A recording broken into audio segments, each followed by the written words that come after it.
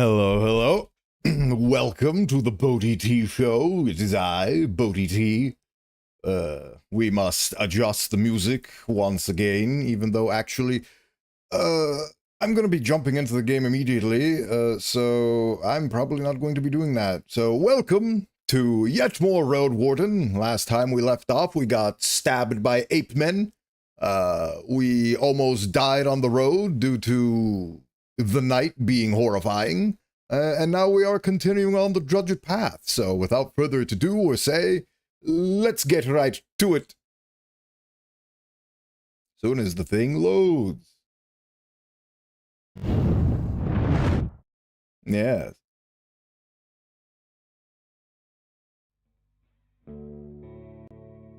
There it is. Oh, they actually give you different tips on the screen, or lore at the very least. Barring yesterday's stream, I realized that I should keep the microphone further away from my mouth hole noise maker. So I shall do that, and I shall check if it works better. I noticed a lot of puzz and a lot of enunciation that was a bit over the top, so I shall experiment, and we shall see what the fruits of my labor are.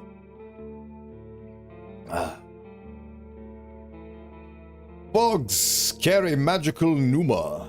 They enhance spellcasters' talents, but also awake any human corpse they touch. They are rare in spring and common during fall. I love how the fog is possessed and it makes people into zombies in this game. Truly a delight. Now we shall continue on our adventure. Wow, it throws you immediately exactly where you left off. Lovely.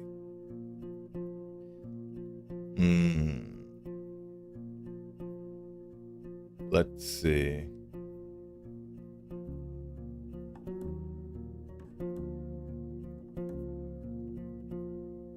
An uninhabited wooden structure built in a clearing near a rock base. You currently can't reach this area, the foraging grounds.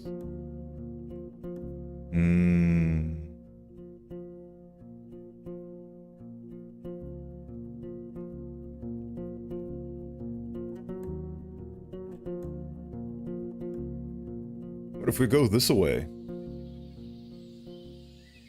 The first part of the trail is narrow and overgrown. The steep crag in the south divides the lush forest in half.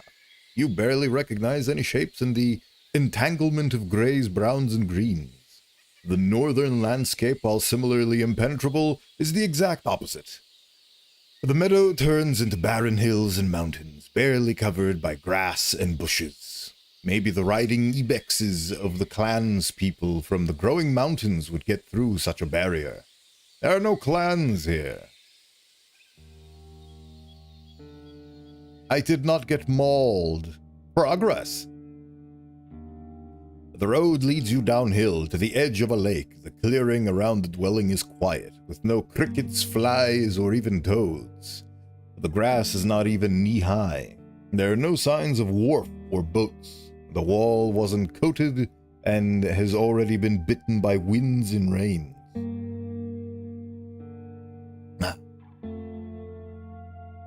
I look for an entrance. Right next to the gate, a gargoyle or a stone look-alike kneels on a slab. It's dark purple, almost black, with yellow pointy teeth. Though its half-open mouth has no tongue, and the creature doesn't even move an inch. The eyes have been replaced by crystals, red like currant juice. Is that carrots? Carrots aren't red. And knock on the gate. Finding no knocker, you use your fist. There's no response. I push the gate. It shakes, but it is held by a wooden bar. Soon, another sound comes from the inside. Slow, heavy steps. Anyone home? Your voice is welcomed by the screeching of dozens of avian throats. They take off from behind the wall, heading toward the lake. After a few breaths, the eyes of the gargoyle grow brighter. What's with all the ape shouts? You lost? The words are coming from the monster's mouth, though it remains still. I wonder what kind of voice. The drawling voice belongs to a woman, but is lined with unnatural creaking. Stand in front of me. I want to see your mug. Step closer. The eyes don't rotate nor blink. So, who are you? This is the high-quality voice acting you get to expect from me.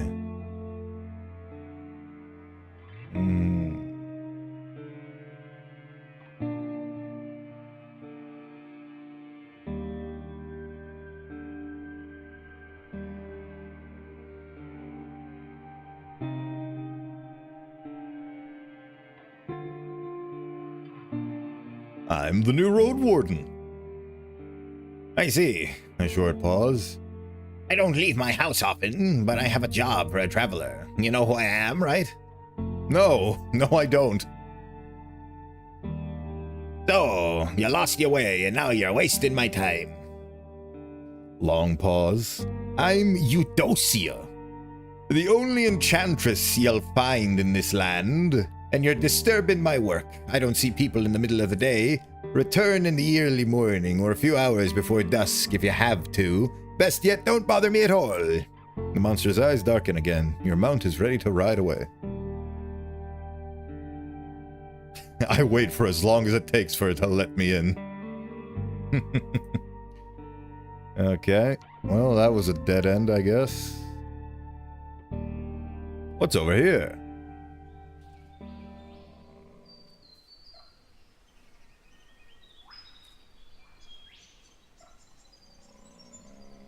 The path leads downward, through the hill. The forest gets thicker and the signs of human touch are rare.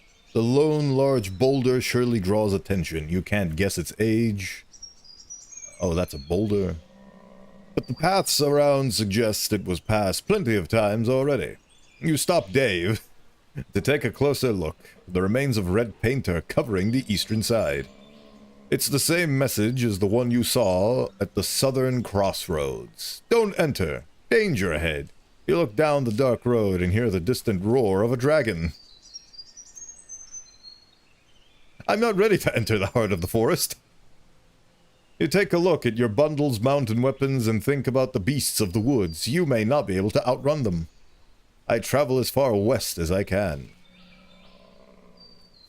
Oh, bully. Wait, what? Oh. I may have enough time.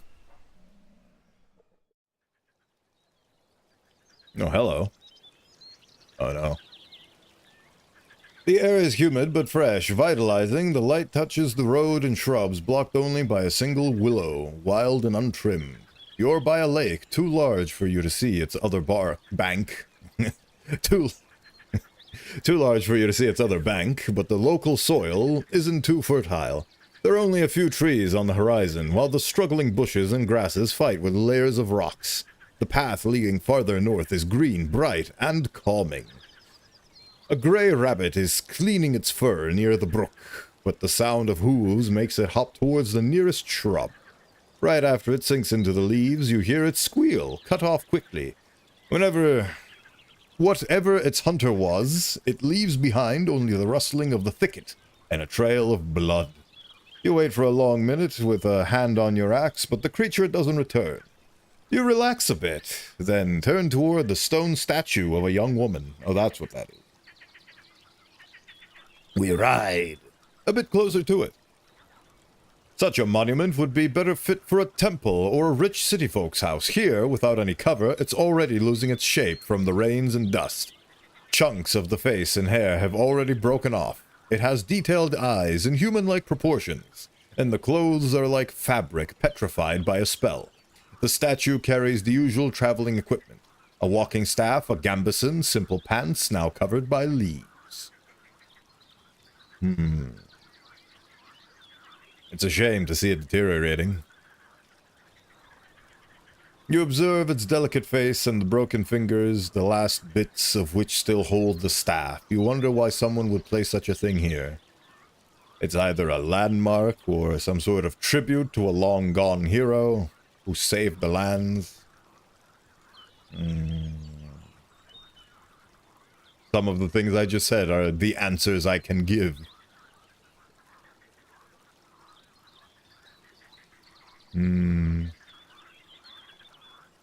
I think it marks a place of great importance. All that matters is that it's pretty. I mean, it is pretty. It may be the statue of a long-gone hero. There are no answers to find in the statue's absent eyes. I could get rid of these branches, clear the space in front of the statue. I consider washing myself in the stream. Can I? Will that take 5 years? Nope. I step away. To get rid of the branches. What for? I don't know. Somebody should do this.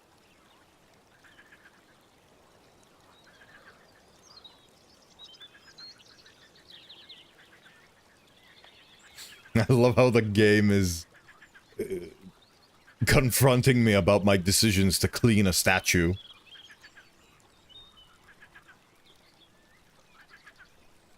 I want to make it clear that there's a new road warden around. Someone who cares. I mean, this is kind of my job, so might as well.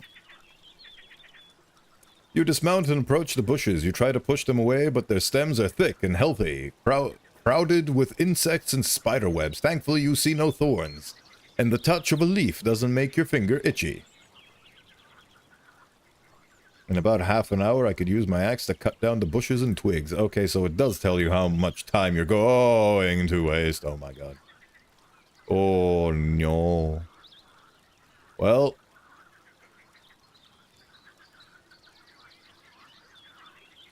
An uninhabited wooden structure built in a clearing near a rock face. Could I potentially camp out in the cabin? Let's find out together. Cabin. The only tracks in sight belong to small critters. The cabin has no window, but a stubborn beast could easily burst in through the old thatch. The gust of wind doesn't move the door. A curious ibex observes you from the crag, but flees from your gaze. I check the cabin. You tether Dave to the supporting beam. Its curious eyes are tracking the crickets that jump among the grass blades. You stretch your limbs, adjust your armor, and reach for the axe. I realize that because I have had half an hour to clear the thicket, I could have used it just now, if I was going to go with the idea that I could use this as a shelter. But I panicked and rushed. Haha, remember to be patient with yourself and give yourself time to think things through. Let's eavesdrop. You sneak towards the door and crouch down. After maybe a minute, a quiet rattle comes from inside, something similar to the sound of cracking knuckles. You peek inside and just barely see a small part of the dusty room. A larger spider web is spread among the knocked down furniture. I grab my axe and get inside. A spider looks at you from the center of the web. Its shell is larger than your head. Oh. And the thin legs are longer than your arms. Its countless hair blends in with the walls. They're brown, gray, and cream. What do you do? Let me think. What do you try to do? Example kick. I did not expect that I actually have the opportunity to completely freely input actions.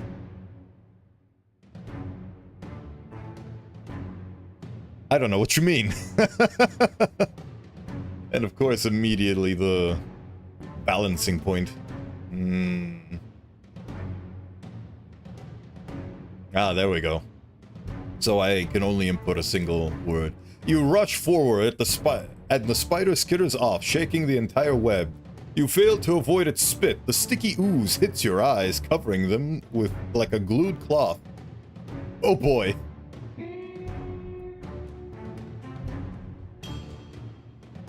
I drop my weapon and grab the spider with my bare hands.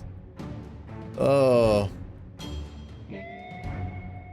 Well, use violence or a direct threat. Don't have time to clean my eyes.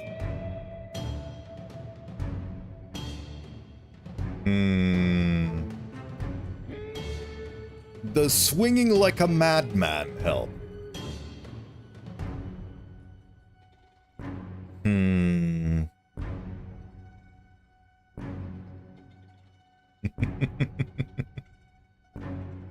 I want to see what wrestling a spider does.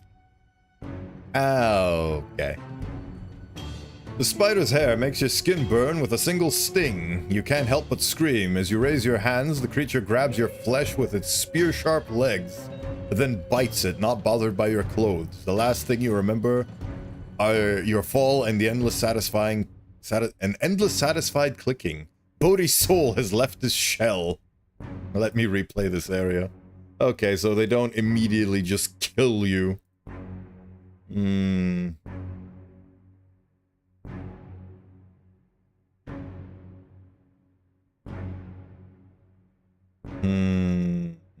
Yes, let's attack it with the axe. I swing like a madman. You cut the air at knee height, but somehow the creature reaches your side. Your calf gets pierced by the spear-sharp leg. Your heart beats faster, yet you keep control over your limbs and remain standing. The next swing lands. The sack of flesh smacks the floor and clicks in agony. You hear only your own heart as the chirping of the insect.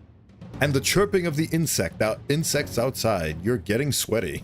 Your eyelids can't even blink. You drop the axe on the floor, then sit on the threshold blindly.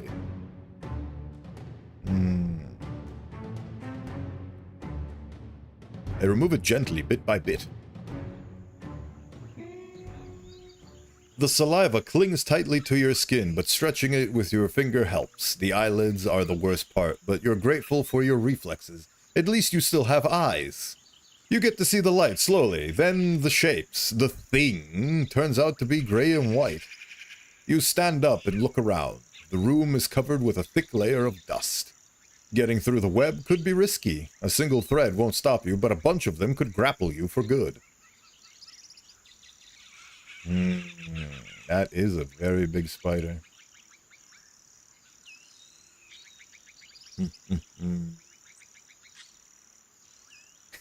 Do I set the entire wooden house on fire? Oh yeah, I could spend an hour or so gathering it, yes. Let's spend the hour gathering it. You gather a spool of spider silk. You bring a twig from the outside and use it as a spool. You don't have much practice, and wearing the gloves makes the necessary gestures even more awkward. From time to time, the silk breaks, but it shouldn't be a problem for a tailor. It's a material for stitching, and wouldn't be turned into a cloth anyway. You notice maybe a dozen defenseless spiderlings. They flee toward the exit, with their speed limited by their tiny legs. They're smaller than a finger. They have the right to live, and they will grow and seek revenge upon me. I don't know the intelligence of a fantasy spider. I killed their mother in cold blood, so might as well continue being evil. On their death, they make a squish. I drag the spider carcass away and throw it into the forest. You put on your thick gloves and grab 4 spider legs at once. The corpse isn't heavy, so you drag it behind you. You reach the bushes at the edge of the road, then lift up the entire creature. The more you shake it, the more distracting the twitches of its legs get. You send it into a tree trunk. It sinks into the thicket, causing a bit of a rustle among the dwellers. I enter the cabin. Oh, I can't seek shelter in the cabin? I searched the building. You picked up 2 quarrels. Oh, hey, ammunition for my crossbow, I believe. The chest hides a few old water skins and inedible stale rations. Among them, however, you find 2 quarrels for a crossbow. The bones have no obvious owner, but judging by their age and the lack of skull or human-like hands, you doubt they could be awoken by the fogs. The boots, rugged pants, an old sticky tunic, and other scraps are cheap and hide no jewelry. The boots and mugs are empty. I leave the building. I seek shelter. It's too dangerous to stay here. Yay, we can't. Okay. You can find the closest shelter at Tullia's camp, but the creatures of the night are surely going to attack you. So Tullia's camp is... Oh my god, Tullia's camp is actually closer. Okay. That's fun.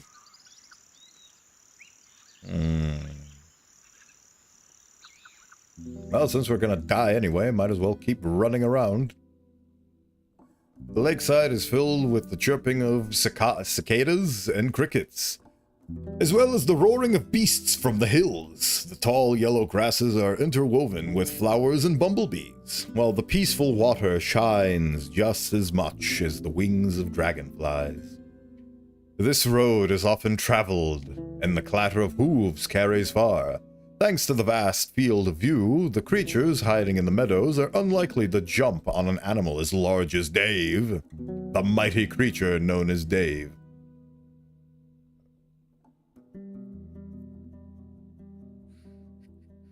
One second, just checking something. Okay, the something has been checked. Right. In the distance, you see a palisade and a large building set on the side of the crossroad. Once you get closer, you hear a conversation from behind the wall. Two men are arguing about if they really just heard a horse. Finally, someone to talk to. Am I going to get stabbed? Oh, I might actually find shelter here. Dave carries you towards the open gate on its own, welcoming an opportunity to rest by pushing out the air loudly through its nostrils. A nearby wooden pen won't offer much space for a horse, but should be enough for grazing and a nap. As you dismount, two men get up from the front stairs. Their clean-shaven faces reveal that they're in their early 20s. The first one is taller than you, broad-shouldered, and wears light brown pants and a darker jacket, both of them made of leather. With an inviting smile, he gets up and moves to open the enclosure. His steps are heavy and slow, but every moment is marked with care, ensuring he won't knock down anything or anyone. The second man looks as different from his colleague as the sun from the moon. He's unusually short and wears a heavy cloak made of black fur, so large it could cover his entire shell. He opens the door of the building, hides his hand, and peeks into the room. Foggy! His voice is shrill and unconcerned. A messenger, come! I take off some of my bundles, let my horse rest.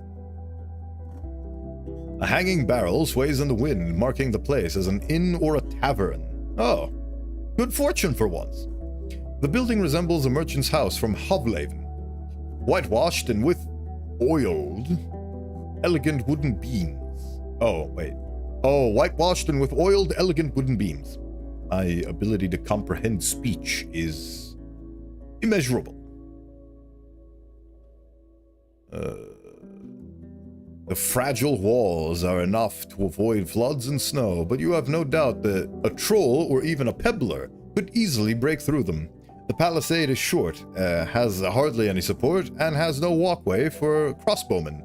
Hardly enough for even a makeshift hamlet. Yet it's the open harbor that makes you uneasy. Aside from the fish, any creature, aquatic or not, could just walk into the yard undisturbed. The path is covered with paw prints and claw marks. Better not leave Dave outside during the night.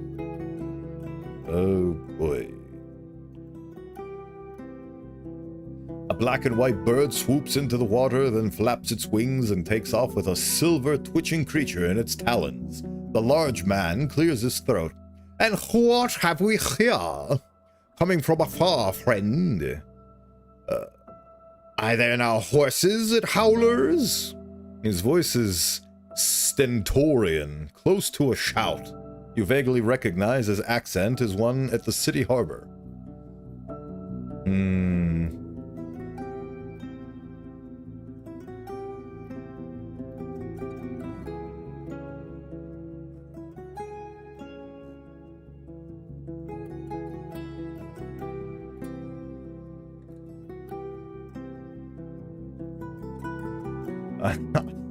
I chuckle and click my heels. Far away indeed. You can't see it from here. No.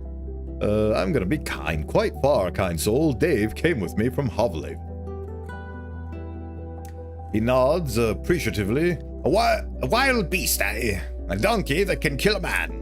You notice he keeps quite a distance from it and holds his hand close to his throwing club. Haven't seen one in a while. The roads here aren't that bad. They'll take you north and east with ease. You hear heavy footsteps. A woman shows up in the doorway and looks at you from the top of the stairs. She's even more towering and stout than her son, the man who just welcomed you. With a massive chest and a pear-shaped face, with a prominent chin, her movements are composed and confident. She may be older than 50, with a mixture of gray and dark blonde hair. Quite the picture this is painting thus far.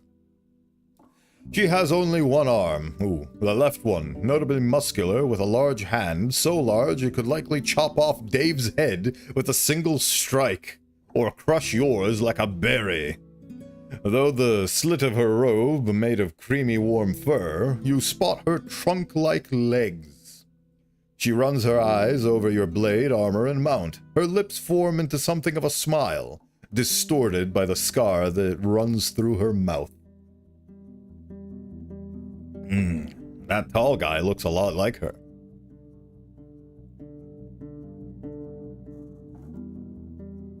The taller man spreads his arms, forming a chain between you and his mother. Meet Foggy, friend. Ma, the rider has come to us from Hovlehaven. Just look at this horse. His powerful voice turns timid as he keeps turning his head from left to right and back. Too bad we have no hay. It looks hungry. My accents change as quickly as my mood. The woman looks at him with amusement, then glances at your palfrey. Aye, a cute monster you've brought, but not enough fat on it. If it ever breaks a leg, bring it here. We'll smoke it for winter. She vaguely stretches out her only hand. What brings you to Foggy Lake, love? Just stopping by? Her voice is hoarse, like that of a traveler who spent too many autumn nights in cold tents, yet carries a hint of motherly concern. I close the animal pen behind me and head towards the stairs. You won't find another shelter in this part of the Dragon Woods, especially not in the creeks. She scratches her broad chin with sausage-like fingers. You drink? I don't know, do I?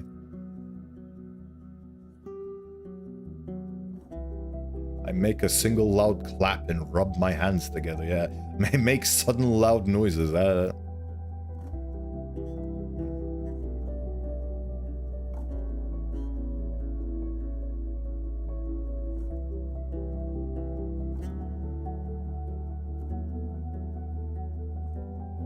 I am fully nourished. Weirdly enough, nourishment is my most successful stat thus far. Oh, I actually have multiple options. Lovely.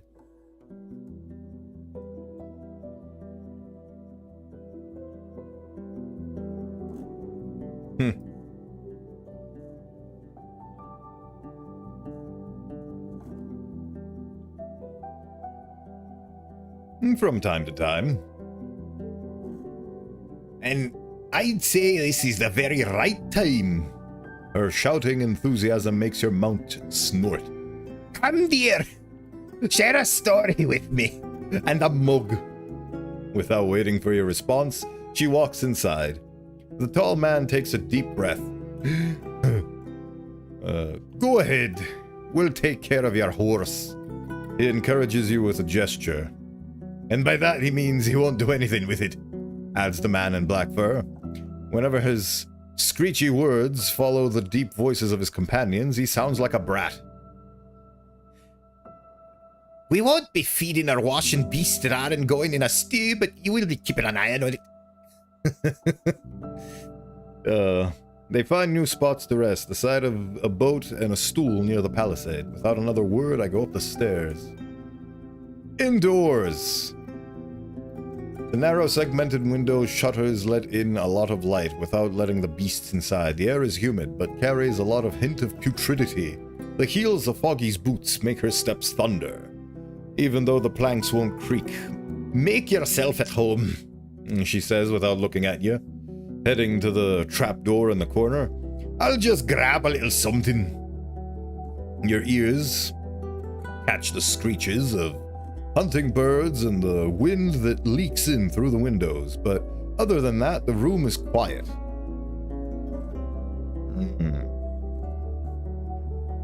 I sit down at the table and wait for the keeper's return. You take a glance at the blood on the table. Not where I thought this would go. The scattered yellow feathers and a bowl of guts and talons. You find yourself a clean stool. Foggy shows up soon, smiling, holding 2 cups in her hand, a bottle in her fingers, and a cloth under her shoulder. She puts everything on a stool and wipes the table clean. Forgive the mess, it's just part of the job. She explains without a hint of apology.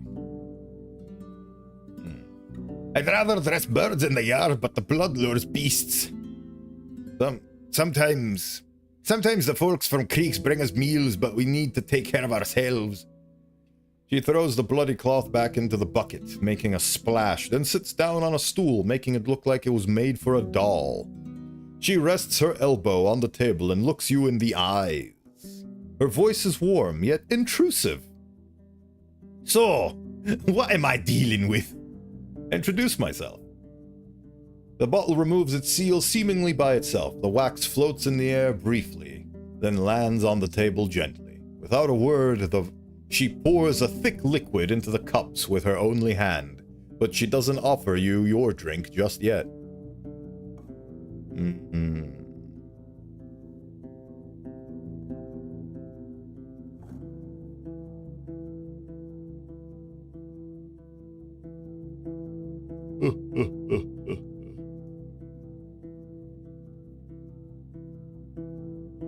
A lot of options, all of which I would like to choose simultaneously, but the rules of the game forbid me from doing so.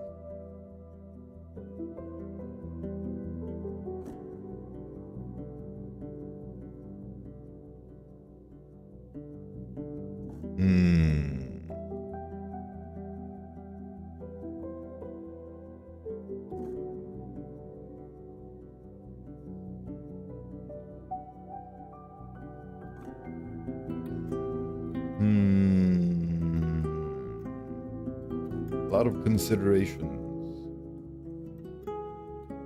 I was looking to find work. Nothing else. I can carry a message for you. Her grin makes you think of a hungry wolf. To me, you sound more like a mercenary than a road warden. But we speak in the same tongue. You will find some work around here. She cracks her knuckles just by clenching her fist, then relaxes her hand and observes the fingers. I may have a small job for you, love. And the boys outside want to hunt. Ask them about it if you want to join them. Just be sure you have something to defend yourself with. She points at your chest. Your jacket could use some work. Bion from Howler's Dew uses spider silk. She's like a mage with a needle. But the folks at Gale Rocks can also do some repairs. She smiles. But I haven't seen any shield by your saddle. Better visit Gale Rocks and buy yourself one. She leans back, relaxed and confident. Hey now, go ahead. Enjoy your drink. You raise the cup to your nose. You smell flowers, yeast, and hops. The liquid is golden on the edges, but resembles red amber in the center. It's as thick as unherbal medicine. Oh, it's as thick as an herbal medicine. As an herbal medicament, even. One should not engage in text-based RPGs if one does not know how to read. You take a look at your companion, seeking a hint of what's expected of you. In some places, people gulp down their mead, but your vessel allows you to appreciate the aroma. The huge keeper smiles and takes a sip. You follow her lead, allowing the drink to pass your lips. It's warm, hiding none of the subtleties. Drinking mead is a never-ending conflict between holding the taste in your mouth and saving yourself from the tormenting sweetness of honey. Yet the flavors of flowers are just as present, too difficult to capture just yet. Foggy leans forward with an elbow resting on the table. Well, for me, it's a lazy evening. At least the rain spare us, so nicely holding off till the evenings.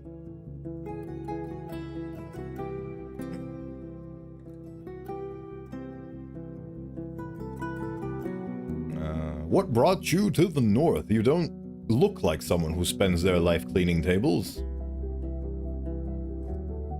Once you burn enough dead friends and relatives, clean tables start to look pretty tempting. She leans forward and takes another look at her bottle, sealing it with an approving nod. Mama and Pa were both big and strong.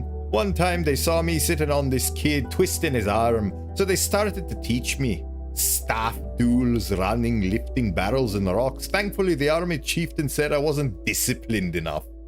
She rubs the scars on her forehead. So I did a lot of things. Escorted some merchants, joined a group of adventurers, hunted for bounties, guarded a village temple. The last memory makes her voice gloomy. Not all these things make me proud of myself. She smells the mead in her cup, but doesn't take a sip. I moved here only after I lost my arm, when the folks were fleeing from the invasion. I took my Ian?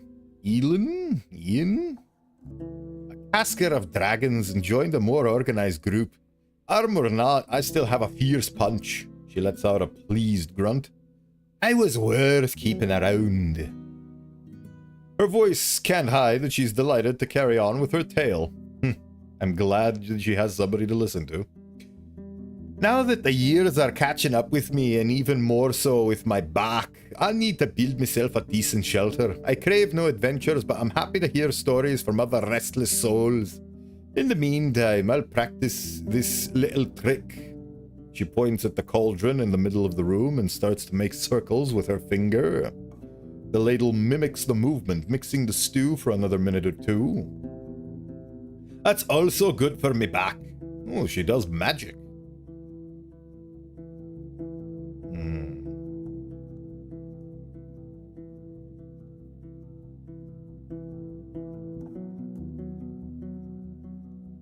What's going to happen next? Will you build a real wall? Why not? Then grow my connections in the villages, buy more hard drinks, build another shed, a cabin even, and hire a private warden for these roads. You know, for me guests. She sips from her cup, looking at you. But it's all in the distant future. We, at Creeks, need to take care of the eastern route. Clear it for the traders. Without trade, all I have is the locals, and they don't even use dragon bones. And why do you care, dear? Are you planning to stay around?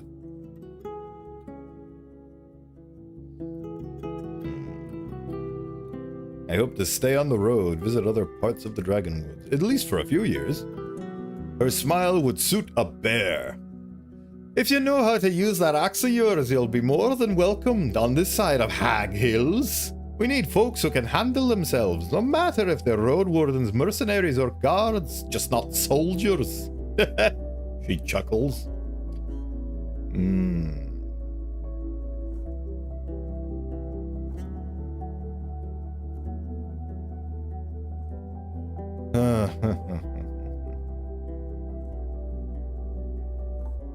So, you can move things with your thoughts? He chuckles. Why can't you?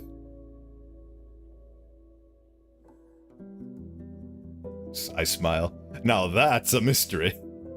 She chuckles again.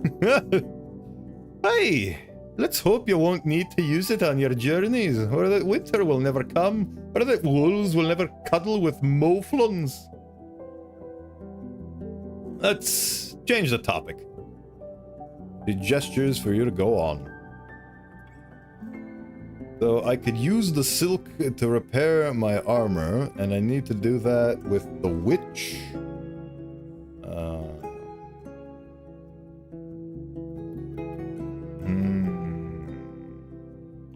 Can I sleep here? Could I spend a night or two under your roof? He approaches a window above the table and looks outside. Your beast won't make it easy for us, dear. She places her hand on the shutters. It's not a city inn. I don't cook for a smile. I don't work to feel noble. I allow folks to lie down there for free. She points to the bare fur with her broad chin. But that's not about it. But that's about it. If your horse stays outside, I'll lure the beasts to us. But if we move it here upstairs, I'll leave its droppings on my floor. She gets annoyed even by the idea of it happening. If you want to rest here, love, be ready. Either to pay with a coin or some food rations. Or to spend the night keeping your mount quiet. And clean after it in the morning, will ya? She steps away. Alright. Fair.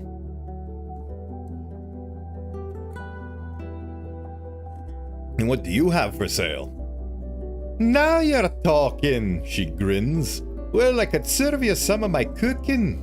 Not food rations, mind you, need what we can save for the winter season. Let's say you give me a dragon and in return I'll cook you 4 times. I'll cook for you 4 times. You just need to ride up when you're hungry, and other than that, you won't take any wood or stone. You won't take any wood or stone, are you? Seeing your shrug, she waves it off and heads towards the trapdoor. After a minute, she shows up with a sack that clangs after every step. I can sell you some scraps. And she pulls out a couple of iron clasps, nails, and a broken steel blade. A value trash. We found them while foraging. We don't have a furnace in Creeks, but you could sell these bits and pieces to someone else. She observes you for a moment, then shrugs. Let's discuss the price. Let me take a look first. Ooh. You have 0 meals left. I do.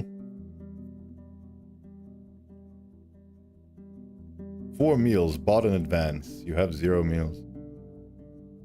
Sure. There we go. You paid for 4 meals in advance. You have 4 meals left. Lovely. Inventory. Wild plants and food rations. Fascinating. Sleep. I must slumber. Rent 2 rations. The bear fur, sleeping in the attic, sleeping in the main hall. The bear fur will be a fine sleeping spot, but your horse will disturb your rest, and in the morning you'll have to clean after it. Sleeping here will be rather uncomfortable. Oh boy. You'll have plenty of space and many furs to choose from. The staff will help you take care of your mount's filth. I'm going to go with this one.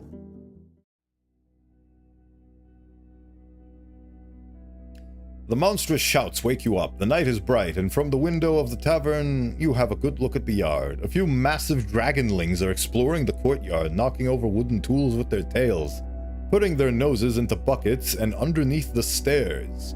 You count 5 of them so far, but you can't see the entire area at once. One of them spots your look and moves closer. Still, it doesn't try to climb to the door. Maybe it's experienced enough to know it won't get through. Stupid lizard. I go back to sleep with an axe in my hand.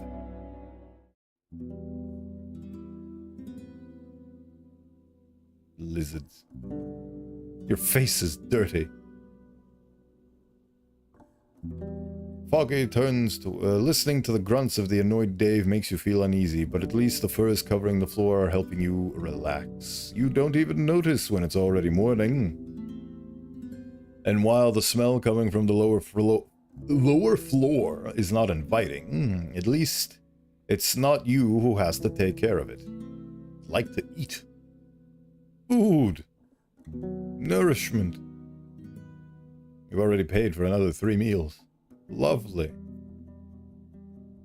I'm looking for Asterion, the previous warden. But first, she stretches out her arms and grabs a bowl. Give me a moment. You sit down at the clean table. After a moment, the keeper brings You roasted badger meat with mushroom sauce and a bowl of simple cabbage soup. Once you're done, Foggy packs the leftovers for you as a snack for the rest of the day and mentions that you've already paid for another 3 meals. Delightful. I'm looking for the previous road warden. She looks at you for a longer moment without the slightest movement. And why do you think he's here? I'm not saying that I do, but maybe you know where I can find him? Ah, I misunderstood you. She shakes her head and leans on the table. I don't know his whereabouts. He didn't tell me a thing more than I needed to hear. When's the last time you saw him? She glances at a window. Same as the others, in the late days of spring. We are waiting for his return, me and all the villages. Then moved on. I have no idea where he went.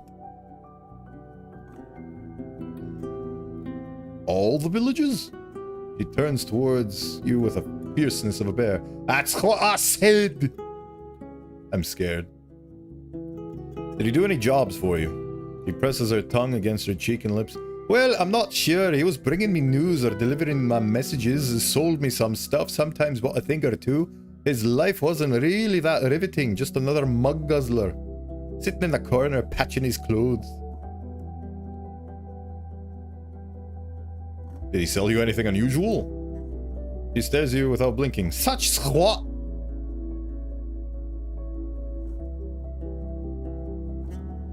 Something that hints to where he went? She frowns. I'll tell you if I think of anything. So what can you tell me about him? She rests her only hand across her stomach, which you identify as her version of crossing her arms. A customer and an errand runner. What's there to say? Your additional questions don't get many more answers. She brings up the man's looks and equipment without adding much to what you've already learned from Tulia. He was paying with dragons, rarely bartered, she adds. That's what city folks do, eh? Seeking riches, then locking themselves in a chamber, prisoners of their might. I smile. Well said. Her chuckle makes you think of a wolf's growl. Oh boy. We'll return to this later. Well, it's time for me to go. I cannot lead you further. Time to travel. To where, I do not know.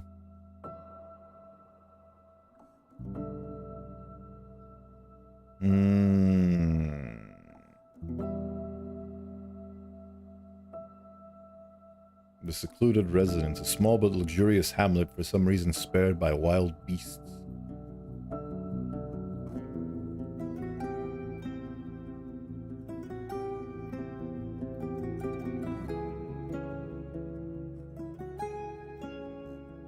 Oh yeah, didn't I throw fish somewhere here? Oh yeah, here.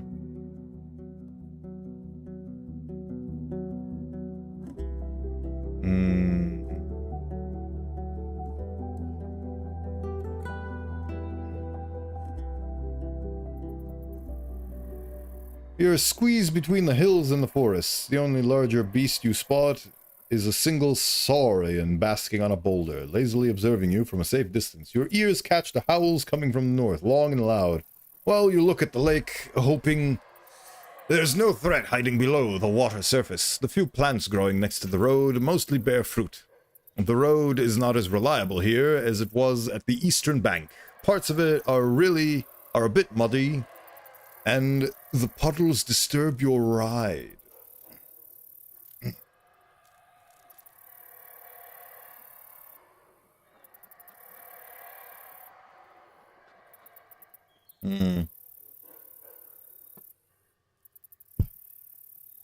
Maybe the locals will maintain it before it gets swallowed by the lake.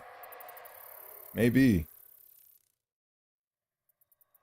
Road!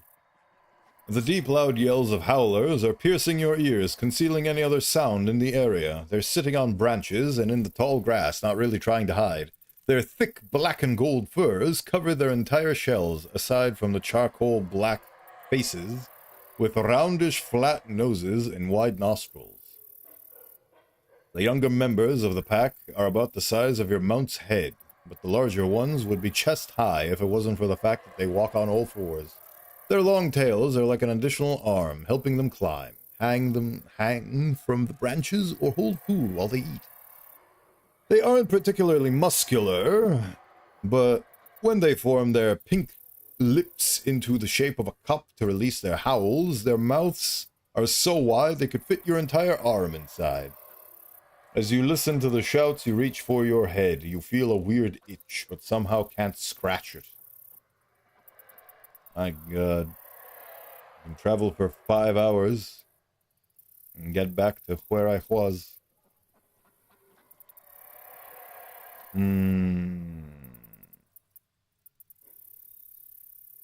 I wonder. I know the whole premise of this game is that I am a traveler, but I feel like I am traveling too far from places that I recognize.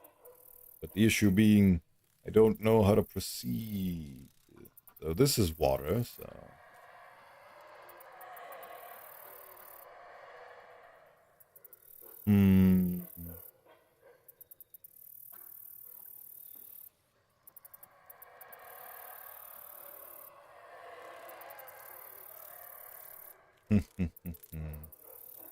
Decisions.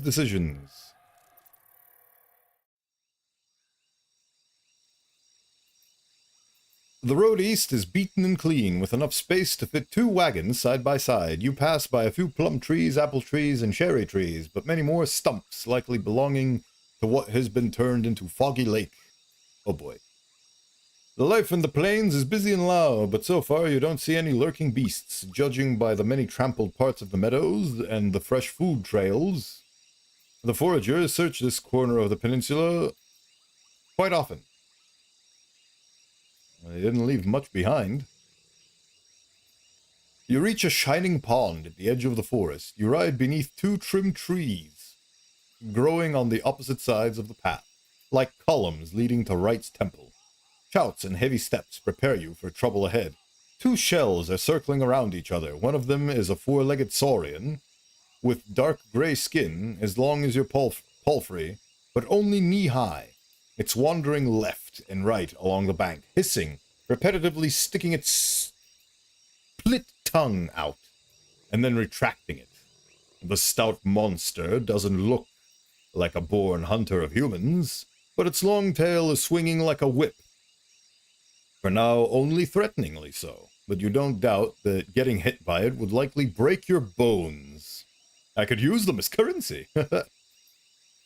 Can people tell what kind of bones they are? Are they dragon bones or human bones? It's all currency all the same, isn't it? The second one belongs to a brown-skinned man, wearing leather pants, a long brown woolen cloak, and the matching pelt of a wolf on his head and shoulders. Like a haunting hood, his voice is both gentle and scared, and he's stretching his hands in front of him, trying to make the beast stay away, as if it's a mouflon. A 3rd shell is right in the middle between the 2. A creature you don't recognize from a distance, but it's in a puddle of its own blood and isn't moving. That's probably the guy's dog. Axe in hand, I jump to the ground and rush to help. Yes. Dave charges forward, though strays a bit to the left, as if hoping that you'll change your mind before you ride into the saurian. You allow it to do so and land on the ground between the 2 enemies. The man's voice turns into laughter, and you realize that the dead shell belongs not to a human, but to a creature covered in white fur. Don't worry, friend. I'm trying to scare it away from the ibex.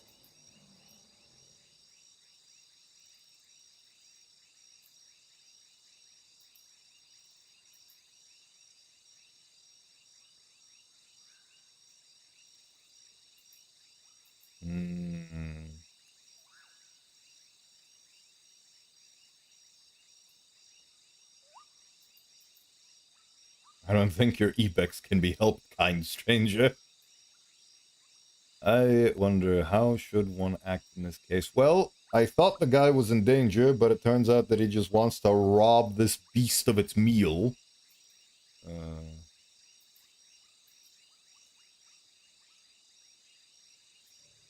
Be sad, tired, afraid, or hopeless.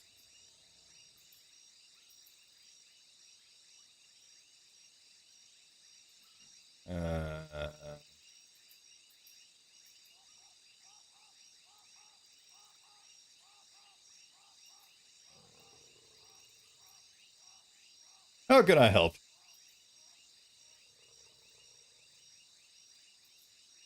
He grins and triumphantly raises a finger. That's the spirit! This ibex is our destiny, friend! He points at the beast, and as his hat moves around, the loose shaking jaw distracts you. Say, friend, do you have any fruit in those sacks? Throw some at it.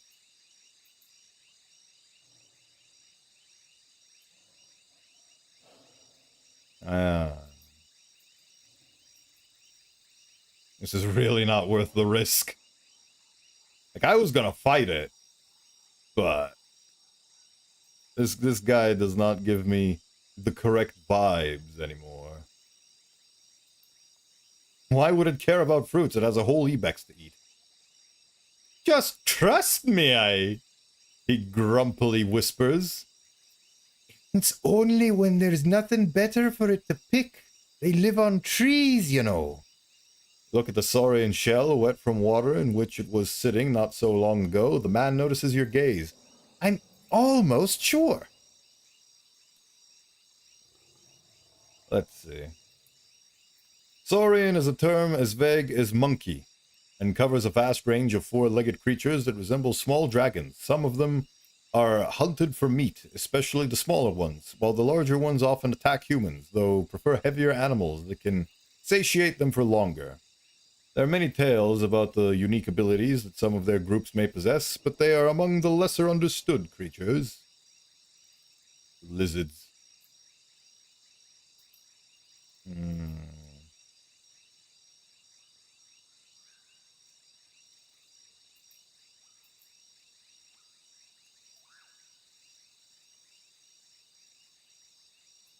I guess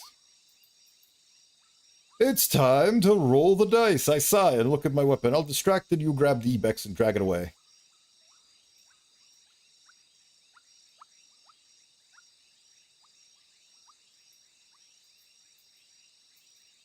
He scratches his hood and nods with approval. You know what, friend? That's an excellent plan. Do so. Without another glance, he once again shouts at the beast, then dashes away from you, followed by his cape. The monster hisses and reaches forward, as if waiting to see what you are going to do. You step forward, hoping to draw the monster's attention as far away from the carcass as possible. It answers your challenge and shortens the distance even further. Violence. You reach for violence. You lunge at it and surprise the Sauron with your speed. It tries to turn around, but not before you cut its back with your axe. You even try to step on it, but to no avail. Hissing in pain, it simply gets up and flees into the water, disappearing beneath the surface and leaving a trail of blood behind. Ha! Dumb beast! You hear the thief is already next to the ibex. You wait for a bit, observing how the beast swims with ease, though it's heading to the opposite side of the pond instead of staying in it. That was risky, the man chatters. You sure have a blade better than my garbage here. He shows you his club, a nicely shaped plank embedded with blades made of black glass-like obsidian. It looks more sharp to you. It looks more... Wait, it looks more than sharp to you? Oh. It's about technique and confidence, you know.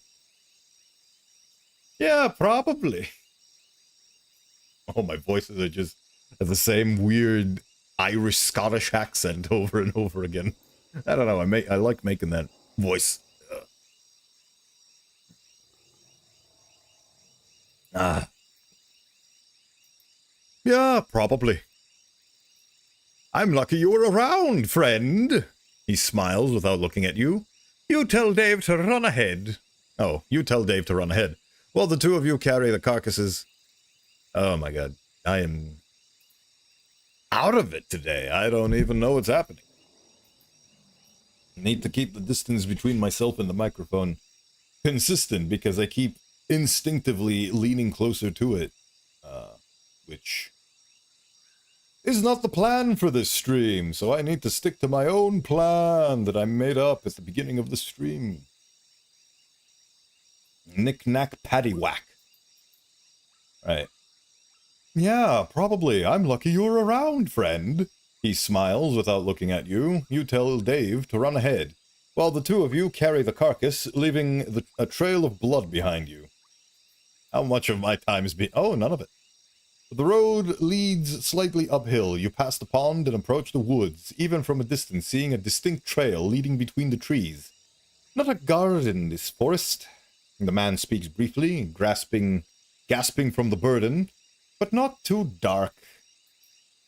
And cats are but a few. Boards are there, though, and gargoyles. Better not go too deep. There are no roads there. Need to figure out what this guy's voice is. His face is not much older than 20, shaved with great care, cleaner than even among the city folk. While his hood and heavy cloak mask his figure, he seems well-fed and healthy. You're halfway there, friend. Yeah, definitely just doing the same voice. Ishtosh, you're halfway there, friend. There we go, and that's a different voice. Creeks is a gorgeous place, you know. You'll love it. I smile. I'm sure I will. Carrying the ibex takes a while. The man is incapable of being silent. Every unusual tree seems to be tied to a story from his life. And he makes sure that you notice the first stream you cross on a new solid bridge. One of many creeks, you say? He says with untamed amusement. A thin gorge leads you between the mountains. It truly feels like an end of the realm.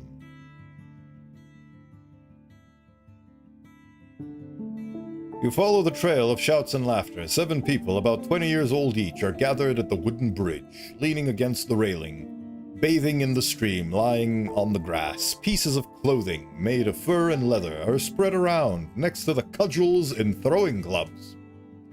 Once the sound of hooves manages to break through the chattering, the curious young eyes, untouched by wartime, turn toward you, and an excitement whisper spreads. The shells are proudly displayed, and the confident smiles are both inviting and challenging. How's water? It's so hard to transition from a regular voice to an accent in 2 words. How's water? Pishto. The hunter greets his tribesfolk while stepping on the logs. Gentle and warm, says a man, resting on his friend's shoulder. That's a nice ibex. There are paths leading in many directions, but the main road will take you uphill. Awkward, as I walk past the naked people, I look at the watchtower. There's no reason for me to be embarrassed. I gaze at them directly. The light dances on wet hair, both on their heads and crotches, luring your eyes just as much as the revealed chests and muscular arms. You've interrupted not just their bath. The soul who's speaking with your guide is embracing another man as he's sitting behind him, while one of the women is keeping her arm around the waist of yet another man. You hardly see any wounds or marks caused by sickness. The hardest days of this group are still ahead. As you move your eyes from one person to another, they greet you with smiles and nods.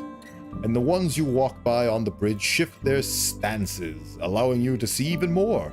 Once you step off the logs, the hunter chuckles. Seeking warmth, eh? The youth... Wait.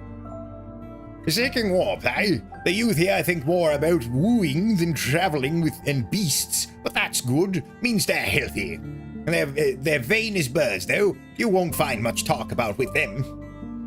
You won't find much to talk about with him. Yeah. I love this guy. As you look behind, you're not so sure he's right.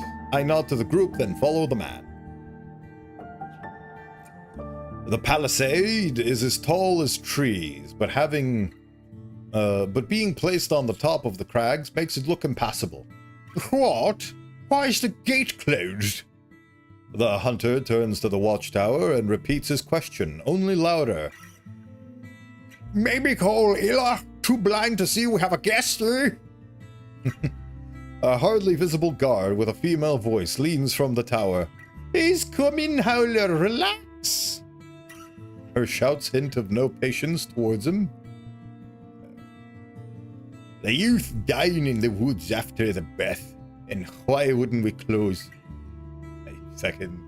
I am being destroyed by this game, and it's only killed me once. The man glances at you. I wait patiently. They argue for a good minute, and you realize it's just friendly banter. You don't recognize some of their jokes, referencing events and people you've never met. Their accent resembles Foggy's, but it's thicker, and you'll have to get used to it. Don't let ex-friend talk you to death, friend. The soul from the tower shouts to you as the gate opens. We enter the village. Wow. A house. The whole village. Oh, this is the Creeks. I thought the Creeks was the other place I was to, so this is the infamous Creeks. I feel like I am very far off from where I'm supposed to be, because I was supposed to escort that sickly scavenger to a place whose name I forgot, both the scavenger and the destination, and now I'm over here, and I think that man has taken his chances without me because I didn't return. What has it been, 2 days? Oh. The sparse clumps of grass survive only on the edges of this spacious yard. The few onlookers wear working clothes suitable for their hard labor. They're carrying tools, planks, and logs. Again, getting closer to the microphone thing. You're next to a large building of unusual shape, either a temple or a house of gathering. It makes you think of a cabin that's been getting larger over the course of the years, with the section in the middle being darker and more crude than the outer ones. A slightly overweight man is standing in front of the building with open arms. Welcome to the Creeks, friend!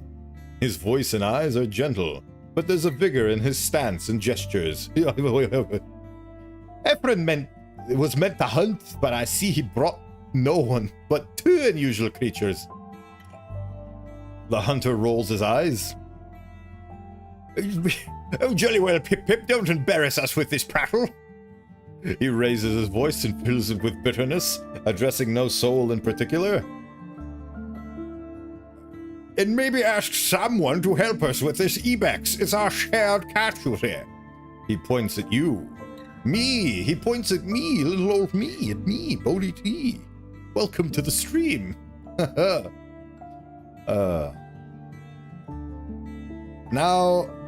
Now, I want to know to whom we are grateful.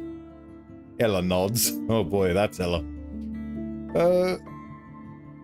Now, I want to know to whom we are grateful. Yes, I am the man of 1,000 voices. While I introduce myself, I observe him more closely. Being close to 30 years old, he's one of the older souls around. An old soul, eh? Just like the other villagers, he has clothes made of animals, not plants. The leather pants and jacket are humble, but the shoulder cape reaching from his neck to elbows used to belong to a yellow elk. His brown skin is darker than that of a farmer, and as you look at the outreached hands, they carry the marks of being cut by tools. And I'm Ella, the carpenter. He makes a step towards the fruit trees and invites you to move forward. Like most men in the village, he's cleanly shaven. How about I show you the rest of the village? It may be humble, but it's as beautiful as a blue starling.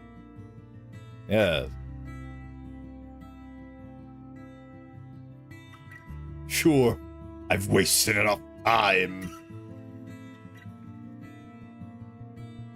Thank you, that sounds delightful. Oh, being friendly is so...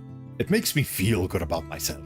It's very nice. I'm glad that if this was real life, I could choose all the friendly dialogue options.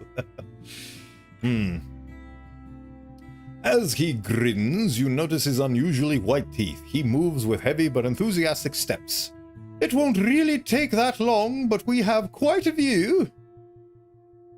I swear, interrupts the hunter. I'm not carrying this ibex to the kitchen. Someone call the cooks. After dropping the carcass on the ground, he springs away, fretting at the blood on his hands. Let's take a stroll, then, says Ella. Ella. I'm gonna say Ella from now on, as he leads you forward. Your mount can drink at the creek here. Come, Dave. Dave, let me show you around, Dave. You tether your mount to a tree next to drawing laundry. Ella points at the land behind the bridge proudly. Our newest addition to the village. Our new... Oh my god. Oh, this is expanding every neuron that I have just to be able to keep up with the nuance of all these voices. Right, what was it? Yeah, Pip Pip, our newest addition to the village. I don't know, it's like an engine revving up. I need to say cheerio, Pip Pip. Buckets and whiskey before I can do the voice.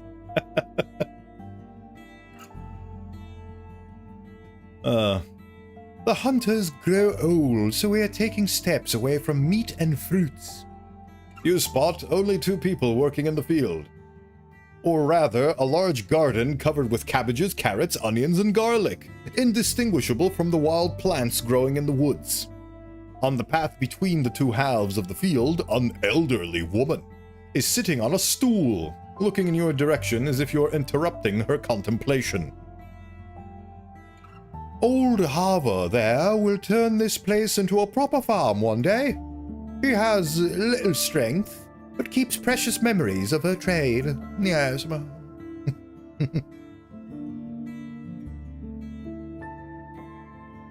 I speak quietly. He seems austere. Ephron snorts, holding his laughter. Ah yes, Ephron, the titular character that we have been introduced to, but I'm going to assume that's the hunter. Just be happy you haven't grown under her. I'm lucky to have my ears after all the pulling and pinching. Don't overcolor. She cares a lot. Ella invites you with a gesture to follow him deeper into the village.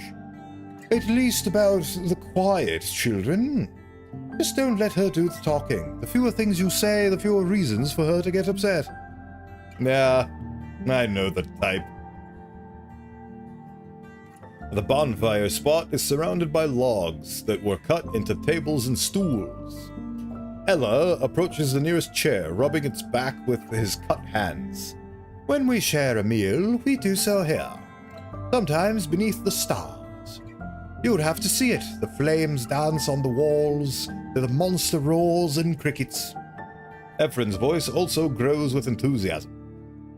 Dining at the edge of the forest is something you wouldn't forget unless you can drink. Don't swallow anything stronger than spoiled ibex meat. The shadows, friend. Terrifying. You glance over the wooden buildings while the walls seem fine. The roofs are primitive, mostly made of planks that were already soggy and bent. There are a few people working on cleaning bark from a log, but the square is mostly quiet, with a few kids observing you from above their toys.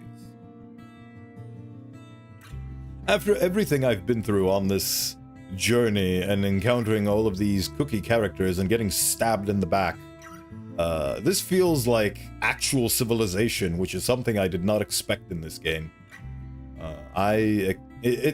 Up until this point, it felt like a bunch of disconnected survivors of the zombie apocalypse finding shelter and making do with what they have. But I guess that was mostly informed by the ruins. But then here you have the creeks, a beautiful place full of life and people without a care in the world. A young village of hunters and woodcutters placed among a few brooks. I am currently there.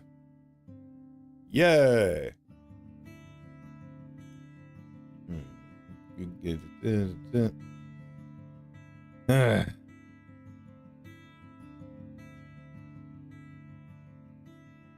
I imagine what such dinners would look like. One big family.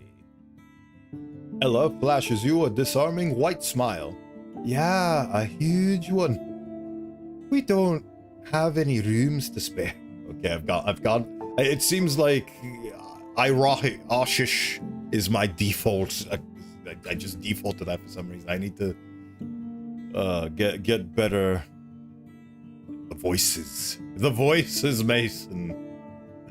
No numbers here. What do the voices mean? Why are they all speaking so weirdly in such disconnected fashion? He looks at the children as they return to their crude wooden toys. They don't realize yet how small our home is.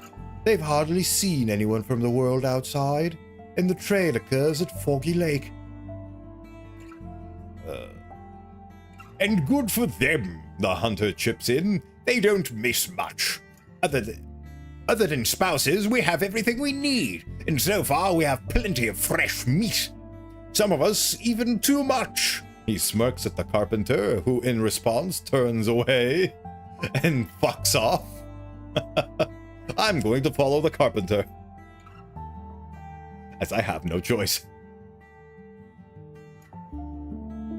You stand between two of the houses, in front of the gate of an animal pen. The walls are made of sharpened trunks, and are as tall as two humans. Ooh, that's a good frame of reference, actually. The captured beasts are tethered by ropes. Every time I read the word rope, I just immediately think bombs. But have enough freedom to wander and graze. Two brown boars and a black mouflon. And here are our captives, Ephron declares proudly. I don't know, it's still a bit empty, but we'll crowd it just before winter.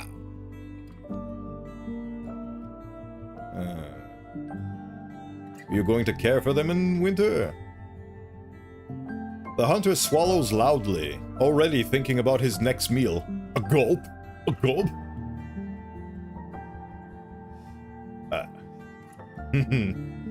Nah, they're here just for meat and skin. Once the snow falls, we'll butcher them. The carpenter gives him a sullen glance, then squeezes the lower edge of his jacket. I'd love to keep them with us. I don't even like meat. We could start a mouflon herd, or any other, but it's too dangerous with such weak defenses. He leans on the gate. Our houses are too small for them, and having loud beasts outside during cold months would lure predators. We tried.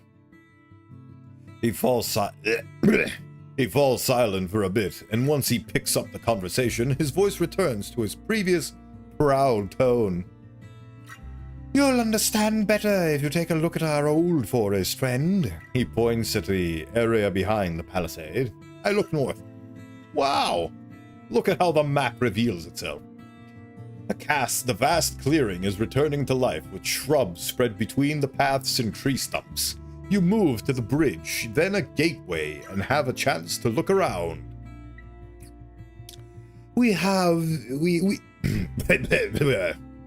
Cheerio, Pip-Pip. We can see the edge of our world from the watchtower. Ella narrates sublimely. In the long distance the plateau ends, surrounded by cliffs. Ye either climb up the mountains or fall to your death. Both men tell you about the difficult past of the village, a desperate camp, then a cabin, then two, shifting its wooden walls as more and more trees were cut. Without tree crowns... Without tree crowns, we can walk with no shadows. Beast dens, gargoyle eyes, etc., concludes the carpenter.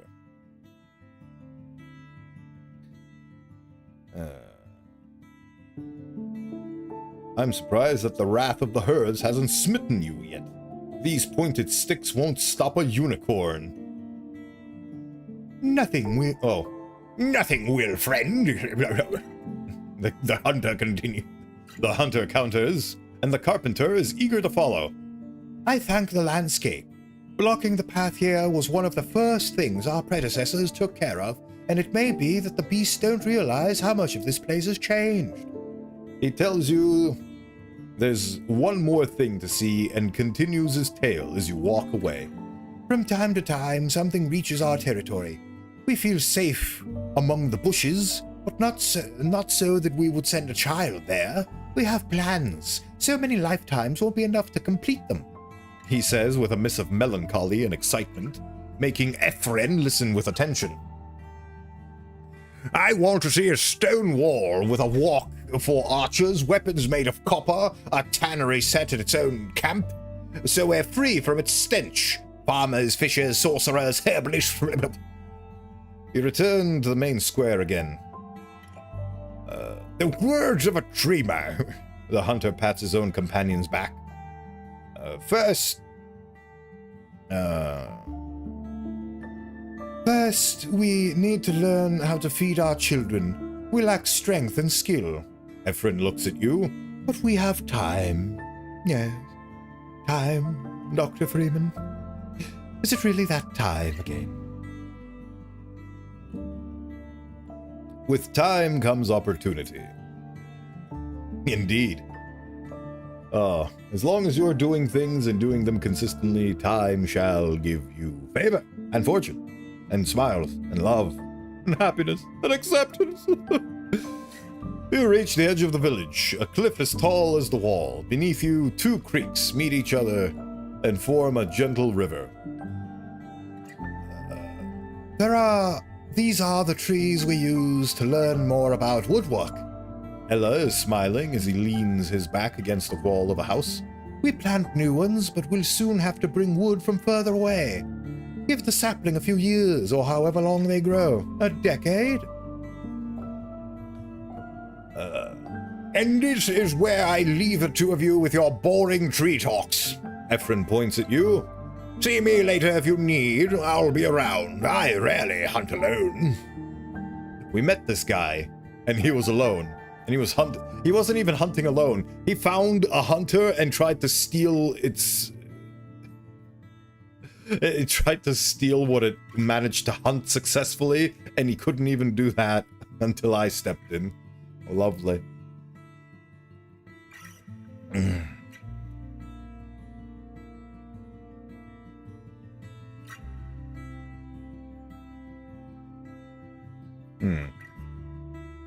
The carpenter watches his departing companion with genial eyes.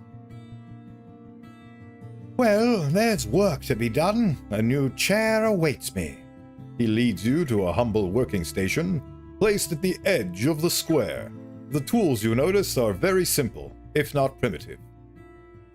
We don't have to talk about my trade, Bodhi. What brings you to us? I've heard about the bandits. Have they caused you any troubles? This village is much older than you are. What's its story? Yeah, what about the bandits? He makes an awkward cut with a chisel and lets out a quiet shit. What? Then starts to rub the plank with his thumb. Bandits, you say? Soldiers from the city have already taken care of them. He pretends that there are no bandits in the north. I need to gain his trust.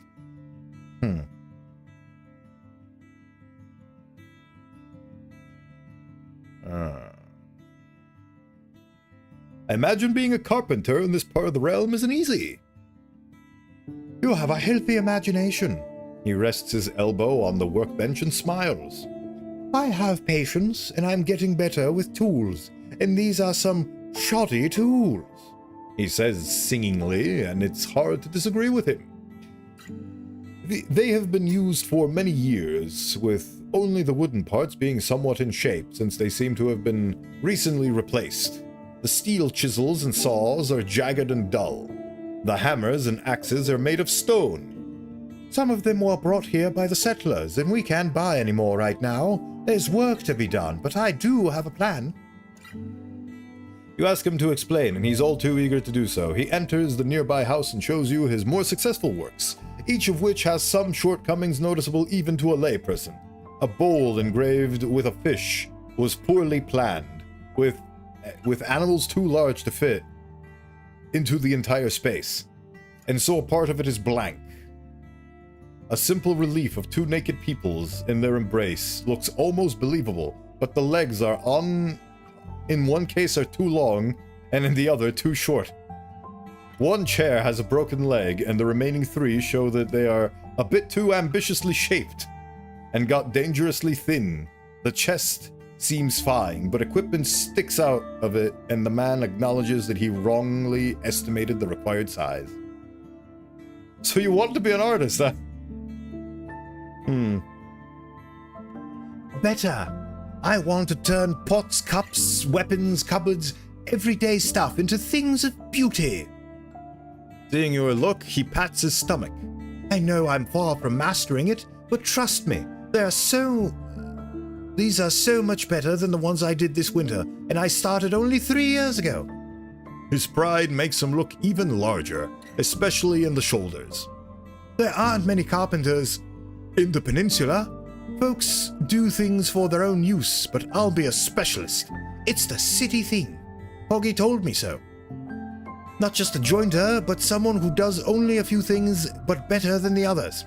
The tribe supports me with food and time, and I'll pay them back with dragon bones and prettier houses.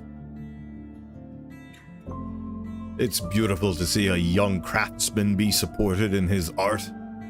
When he leads you outside, you start to share some of his excitement, but most of it dwindles away after you sit down at his workbench again, on wobbly stools surrounded by broken planks and crude tools. Is Asterion around? He halts his work and looks at you with an exaggerated frown. That's a weird question. You're the first road warden I've seen in, well, this season, I think. Did you check in the western villages? You'll get to Howler's Dew simply by simply staying on the road. So apparently I went to the absolute opposite direction of where I was meant to go. Lovely. His right hand, still holding a tool, is now squeezing his stomach gently.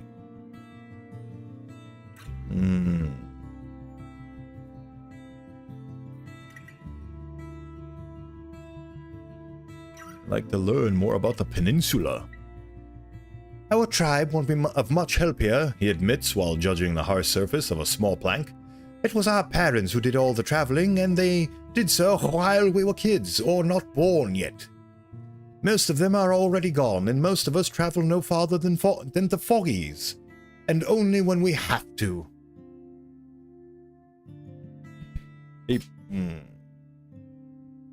Alright, fair enough. I've heard you have some issues with the Eastern Path. At first he gives you a bright smile, but then nods with a sigh. Aye, so our issues are so clear that folks gossip on them. I'm glad you came to our help, but it doesn't feel right to admit we need help from an outsider. He stands up slowly, walks away, and leaps over one of the log-made tables and looks for something in the pile of wood. In this part of the land, there's always going to be something to do for a road warden. He straightens up with a piece of charred wood in his hand and gets back to you as he draws black lines on the workbench. He mentions a few names. Creeks, Foggies...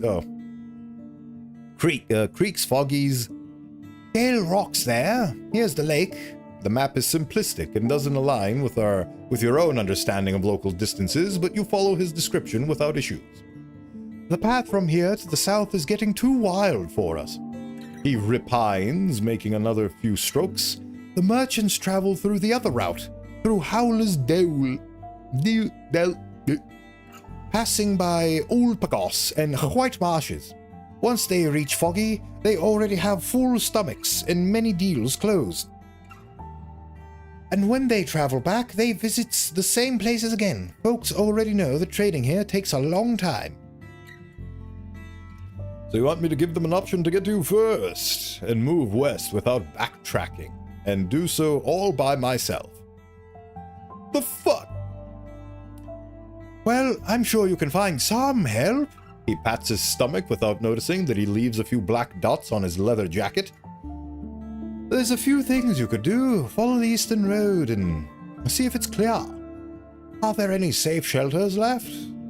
Any blockades to get rid of? Is there an overgrown path to burn?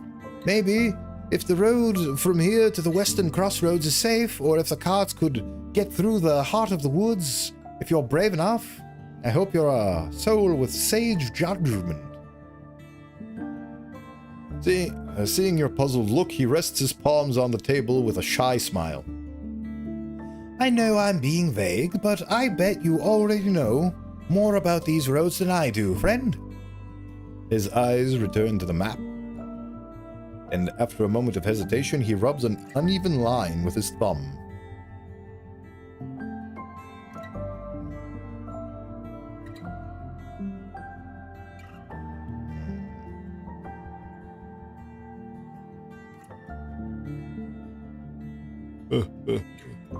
You forgot to mention my pay.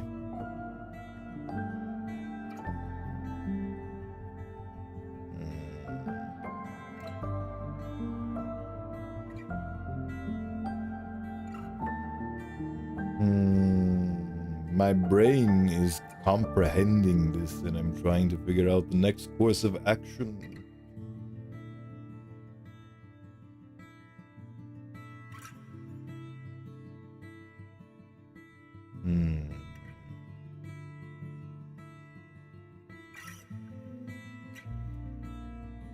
You forgot to mention my pay. Fuck it. Journal update at the Eastern Path. Oh, that depends on what you're about to do, aye. The tribe has but a few dragons. To confirm his words, he enters the nearby house, from which he picks up an old wooden case, crude in shape and with an unsightly engraving of a three-headed hydra on its lid. Inside it, you see maybe two dozen dragon bones. Let's say you'll get a dragon for any news about cleared or blocked areas, and more if it takes real effort from you. Alright.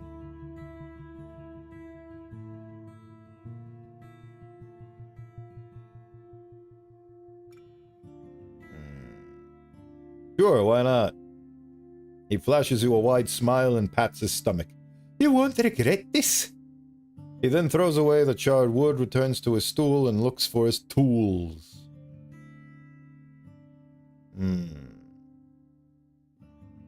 I took a look at the dolmen in the south. It's safe.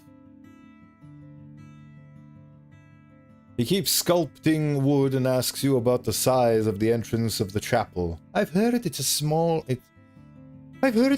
but not that small. Not enough for a group, but maybe a lone traveler without a mount. He looks at you with a smile. You reach towards the ugly head of a hydra.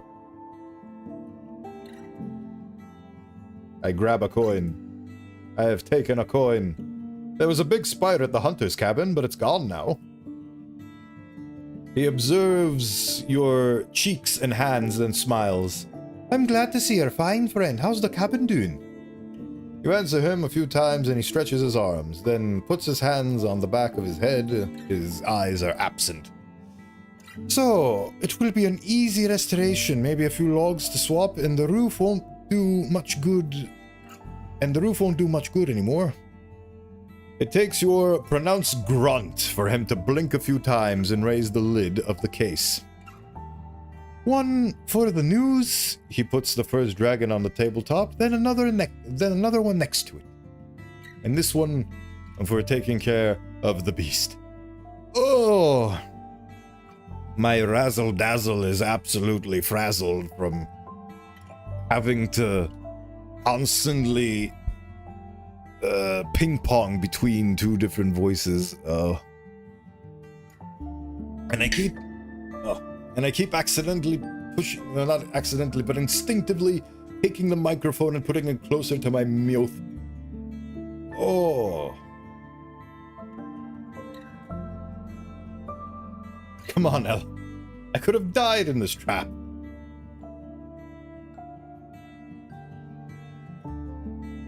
After a few breaths, he frowns. Spiders aren't that much of a threat, Road Warden. They even crawl into our houses from time to time. I shake my head. You say that because you haven't seen it. We'll see. I encountered a fallen tree in the far south. You describe its exact location. I guess it was unavoidable for this to happen at one point or the other. Too bad you're so far away from here. He stops his work and turns towards you. So, would you like to help us with that, friend? You ask him what he proposes, and he describes what he calls a day of honest work. Just come to me someday in the early hours. I still need to discuss this with the tribe, but I'll ask the stronger folks to travel with you to the tree. They'll agree if they feel like the roads can be trusted. Split it into blocks, get it into the wagons, bring it here. It won't go to waste, and the road will be cleaned. Then you mention it's going to take an entire day. He agrees. And you'll get 5 dragon bones for it. Just come to me when you're healthy. And only if you already know what's on the route from here to that point. You'll put a lot of trust in your guidance and protection. Oh, will put a lot of trust in your guidance and protection, Bodhi.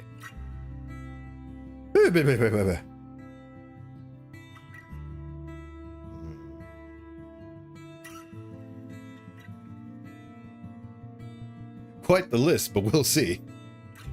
He thinks about your words, then reaches for his case. You're right. You're right, that's a lot. I can't help you much, but at least you deserve 1 bone right away for bringing me the message. Maybe buy some rations for it, or a good rest, actually. We also need at least 1 day to prepare ourselves. This is quite the Herculean task that I have invented for myself. Thanks.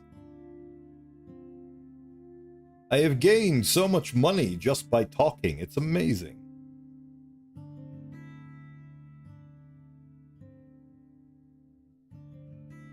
I'll let you know if there's anything else. He blows at the shavings, sending them flying to settle on the ground, then considers the next tool to select. I'm worried about those bandits, Ella. Ooh. He looks at you for a bit, then nods slowly. Those are not some strangers, but folks of the north are our neighbors. One of them is from our very own tribe, and they don't target us, just strangers. You ask him again if he's sure no one from his village has been targeted so far, and after a cold eye, he reaches for a carving knife.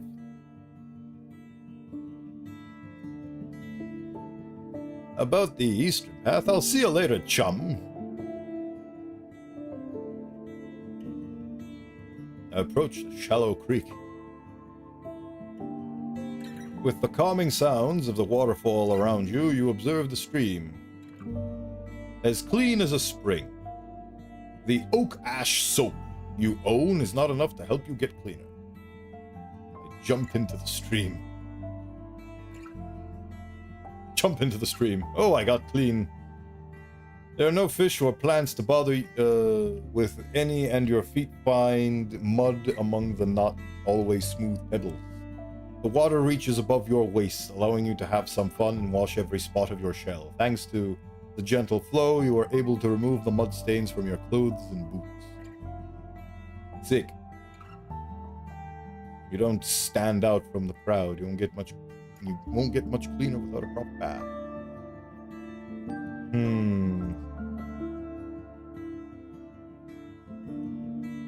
So this is the eastern road.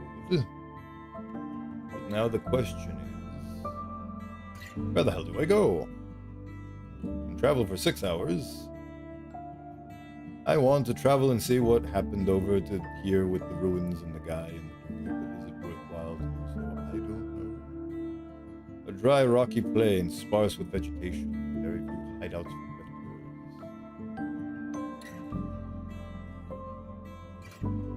I'm going to go to the fallen tree.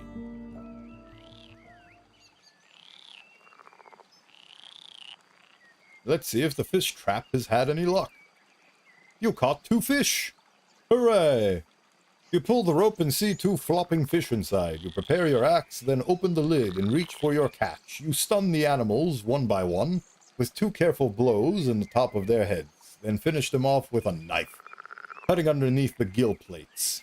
You spend another minute or 2 bleeding out the fish in the river, then cover them with a waxed linen sheet. You should eat them soon before they spoil. I set the fish trap again. Actually, I consider washing myself in the river. I can't. You go back to Dave. Get the fish trap again. You need to look for worms again, but at least sealing the lid takes only a moment. Travel! Pell to the north.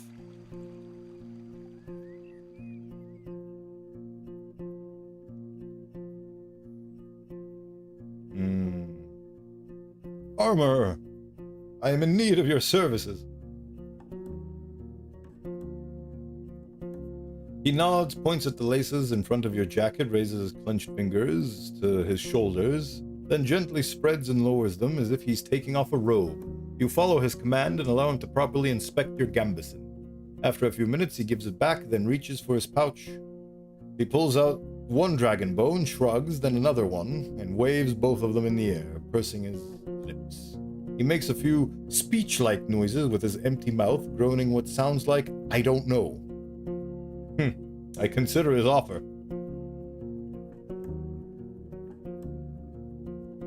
Yes. Gambeson repairs. Your jacket is as good as this armor can make it. Excellent.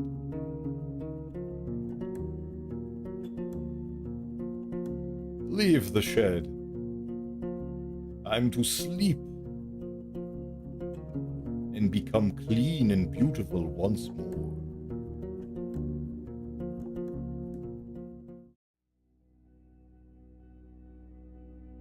As you prepare your belongings, you realize that days are getting noticeably shorter. The closer you get to autumn, the less time you'll have before the beasts of the nights leave their lairs.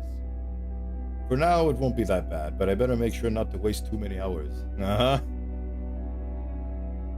Can't be me. You lose your senses right after you lie down. In the middle of the warm, stuffy night, you are entangled by your dreams, too tired to fully wake up. Too accustomed to having a mid-sleep break to just go back to sleep. You are between the realms, surrounded by visions so vivid, you are tempted to reach out and touch them. Stretch them out. They are your playground.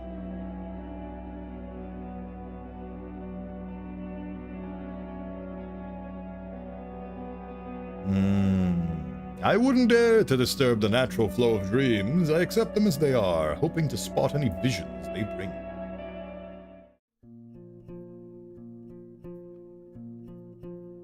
The small room is quiet and far away from unwanted eyes. You take a calm bath, rest on a soft mattress, look through the window, and enjoy the minutes of safety. In the morning, you find a stool with a large wooden plate bearing an aromatic breakfast, a raw cabbage head, a smoked quail wing, and a cup of yogurt. Downstairs, the innkeeper is putting firewood into the stove. He asks you if you need anything. Look at my statisticals. They are so large.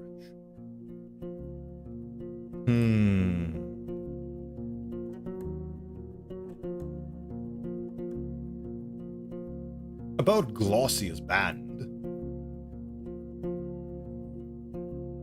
I need to find Howler's Dell. I'm really bad with directions, can you tell?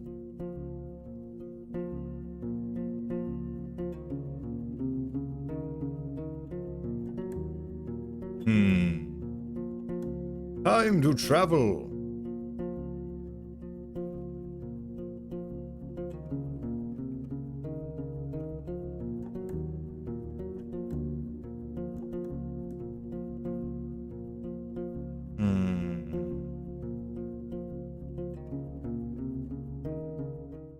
I'm going to check out these ruins again.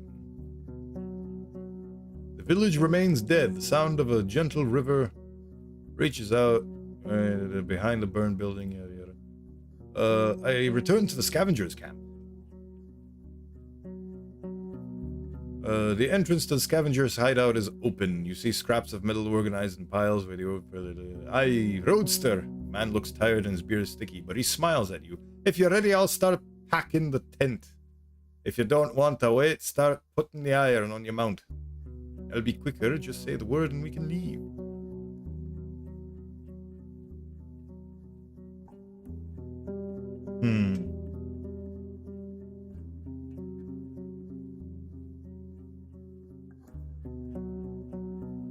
Why do you want to go to Howler's Dell? If you want to go south, we should travel to the Belt of the North.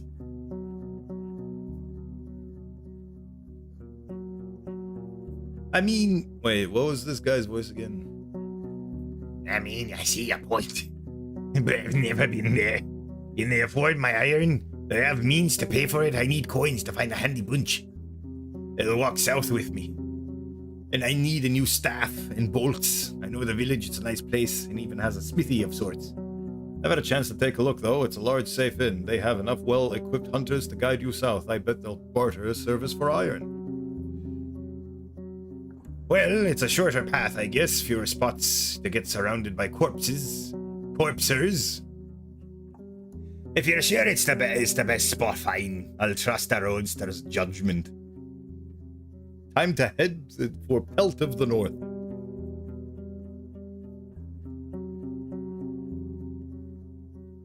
The scavenger keeps asking you to watch out for beasts and wraps the sharper scraps of iron with his cape. Folding the tent and putting it on your horse takes a while, and neither of you can sit down on a large pile of stacks and bundles, but there's a long walk ahead of you. But for Dave, it won't be much of a burden. Once you clear the road, you walk away. At first, you hear only the birds and horseshoes, and then the man starts to whisper. Faster, aye, the apes are looking at us. You don't see any proof of that. Nothing we can do about it. They lead us to the southern gate.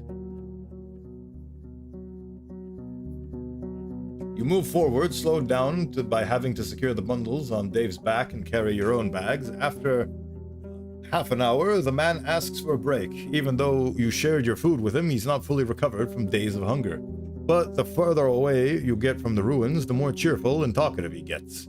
Mostly speaking about what he needs to buy and how much he hated that damn place. Then the beasts show up. Time to fight! I prepare my axe. It's time to use violence. Violence! A loud bunch of griffins blocks the road near a pond. For you, their colorful furs and feathers don't look much different than the pack you faced in the valley days ago. There's still some distance between you and them, but it could be crossed in less than a minute. There's maybe 20 beasts in sight, and this time they pay you much more attention. They spread their wings and start to screech, some of them making a few leaps forward. Your mount is too overloaded for you to turn away and get out of their range. Better to hold our ground, groans the scavenger, preparing it. Oh. I forgot to do voices again and almost choked. Glorious streaming. Better to hold our ground. Better to hold our ground. There we go. Groans the scavenger, preparing his crossbow and dagger. Well, since he's taking the role of ranged support,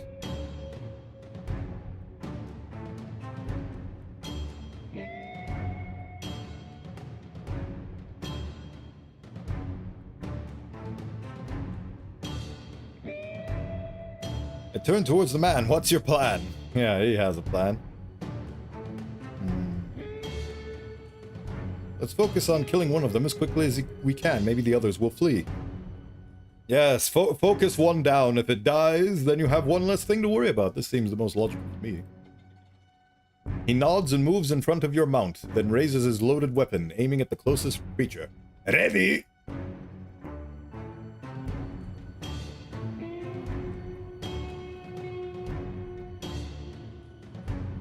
Since I have a crossbow, might as well also... I let the creatures get closer. A fair fight may give them too much confidence. It's not a good time to stay with just the dagger. Oh, I get it. This basically shows you what the violence...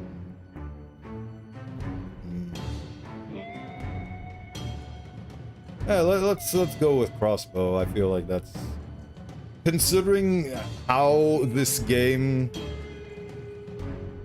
treats you and how offensively things, like, how dangerous things can get, I feel like the safer ranged option would be better. I have 3 corals left. Your bolt squeezes between a couple beasts. They're not even aware of the threat. You put away the crossbow and prepare your blade. Oh. Well, okay. Once the man shoots, I dash towards the same target with a raised blade. Never mind then. Let's see. You wait for just a few breaths, then dash forward with a scream, hoping the arrow will land. And so it does. Beautiful. Good job, scavenger boy. Thank ye. All it takes is a strong swing with your axe to send the creature to the ground in your convulsion. In convulsions, not mine. I'm not convulsing. He is. It's him, officer. He's the one. You have enough time to follow up this feat, so you run at another beast, making it run away in panic. But the other griffins, especially those behind you, are not so easily scared. For the next minute, you slice and dice whatever you can hit, filling the air with screeches and feathers. The sheer number of opponents overwhelms you more than once, and it's difficult to keep pushing them away with your free hand.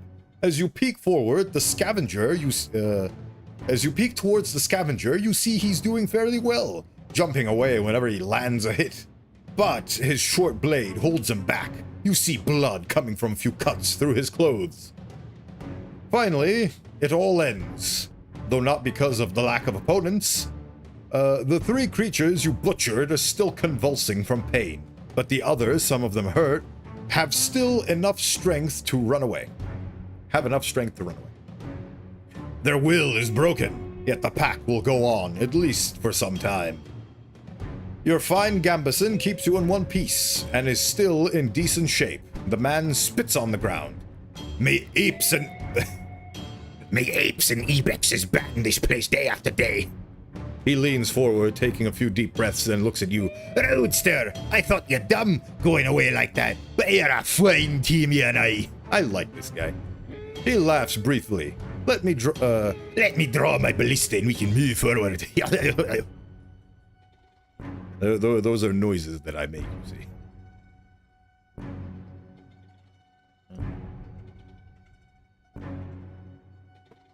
I just smile and try to ease Dave's thoughts. It's better to keep moving.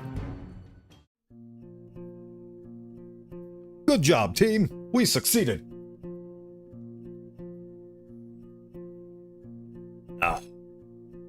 The man's sleeve and stomach are soaked with blood, but he tells you to ignore it. Once you get close to Pelt, he whistles enthusiastically. You weren't kidding, what a fortress! The guards open the gate and take care of the scavenger's bundles, which Dave welcomes with a nicker. The man introduces himself quickly and asks to be brought some water from the well. Thank ye, Roadster. I need to ask the innkeep if he has any soup. I'm not going to chop off Madame Arm. He clicks with his tongue. Bah, like I told you, if we want coins, you have to come back tomorrow when my pouch gets heavier. But I can and would prefer to give you a potion that repels ape men instead. It's useful, but not as much in the south as it is here in the woods. Oh yeah, his piss jar. His jarati. I'll take his piss jar. I now have obtained the powerful piss jar. I'm glad. He unpacks a large jar made of clay. I'm not gonna lie, Roadster, it's pure troll urine. Oh, it's troll jarati. Okay. He chuckles. Don't ask me how I got it, aye? If you want to scare off some ape men, use it before they see you. Trolls eat them all the time, so they stay away for as long as they can. Oh, so that's actually pretty clever and very easily understandable. Trolls eat goblins. Goblins learn to smell troll piss to stay away. You coat yourself in troll piss, goblins keep away from you. Beautiful. You imagine that you feel warmth from the jar. Well, I won't miss it. I'll be here for at least a couple days. You'll find me around if you need me. After all my recent camping, I'm going to spend a few hours kissing this nice strong wall. He starts to laugh and walks away, waving goodbye. We did a nice thing. We did not forget about this man. I feel good about my choices. Good job, me. Thanks, me. I pack the jar and make sure it won't spill in my bag. No, my piss jar is getting everywhere. You got troll urine? Listen, if it's stupid and it works, it ain't stupid.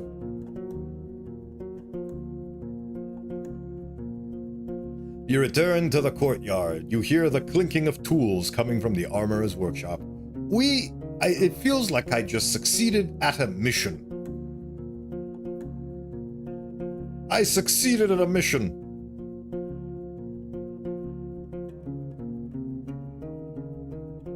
I can also take him to Pelt. As a reward, I took a potion. Wait, are you telling me that I just chose a piss jar over 5 dragon bones? I thought I could get both. Enter the inn. Approach the scavenger.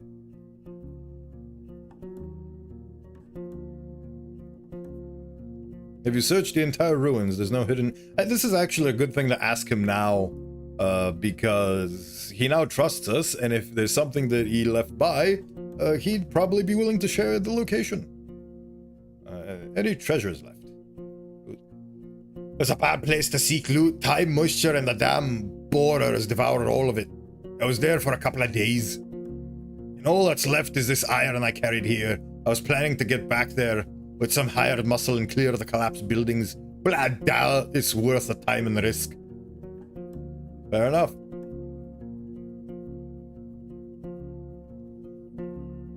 Goodbye.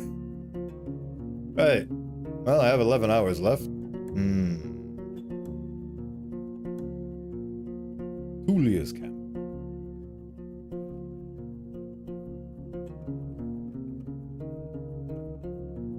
I think I can do that. I'm going to travel to the secluded residence, see if I can use that silk linen to do something, and then come back to the inn. Yes, look at all the beautiful things that you can do.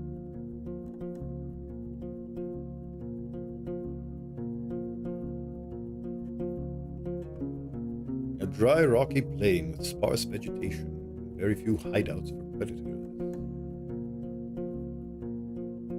Secluded residence, we'd ride! Da-da-da-da-da-da.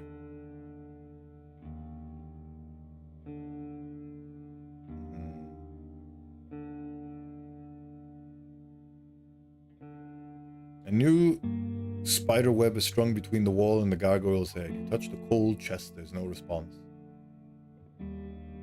It will make her angry, but I touched the gargoyle's head. I'm afraid I have to speak with you right now.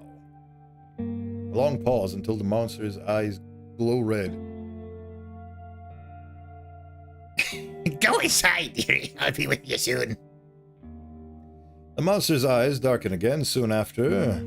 You hear heavy steps and the earth shakes. Something lifts the beam, blocking the gate. You realize that your hand is already on the haft of your axe. One day such instincts are going to save my life. Oh.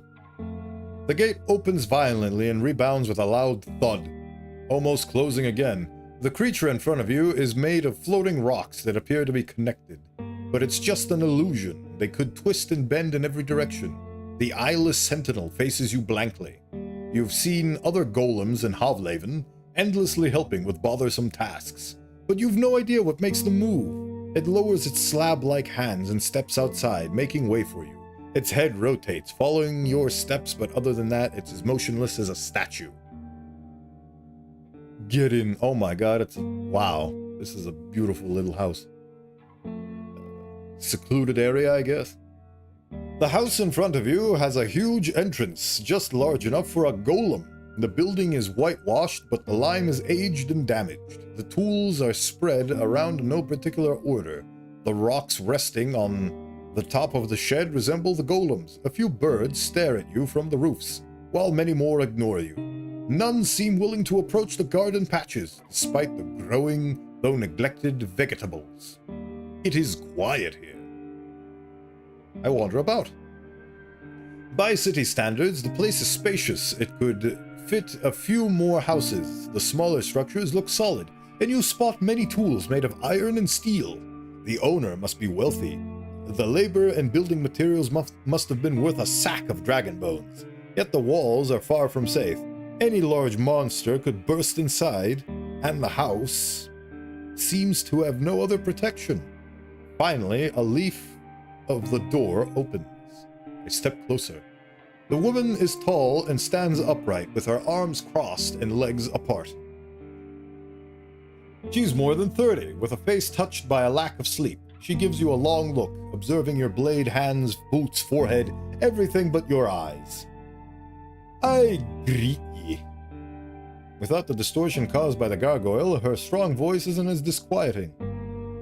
You're free to look around, but you won't find much. I don't hide treasures, I make them.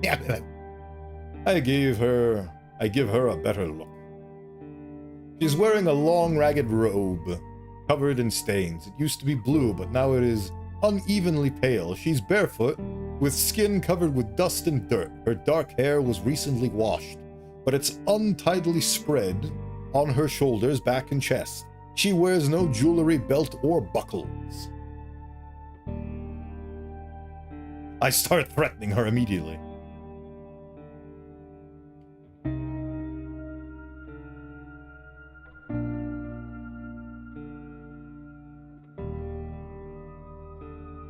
I'm glad you have a moment to spare. I won't bother you for long. I think, as a person who has been recently bothered, this would be something I would like to hear from the person bothering me. Oh my god. They give you the opportunity to see the full image? Oh, this is beautiful. Look at this. I didn't even realize. Oh, this is beautiful. Right. She looks at the ground and drawls out her words. I sure hope not. I'm not interested in chatter. If you need to bother me, speak in the tongue of dragons and barter. I don't serve stew. I don't offer baths. If you come here, I'd better get aught from it. She walks past you and cocks her head towards the golem who let you in. It turns around and shuts the gate. I let you in this time, but it won't happen again. Not during my work. If you ever come here in the middle of the day, you'll stand outside looking at the doors like an ibex. You don't need more salutations, so... Her voice remains cool. Why are you here?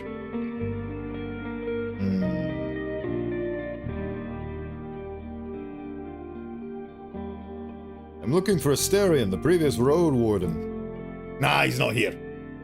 Not even a mouse in my shed. She meets your eyes, yet her grey irises remain absent. Her sigh turns into a snort.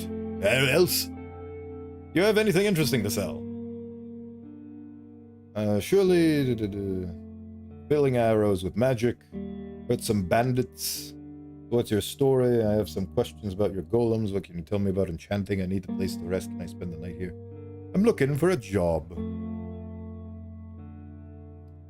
Do you have anything interesting to sell?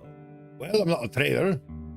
I do the stuff people ask me about, and they're not for sale. She glances at the house, then toward a pocket at her hips.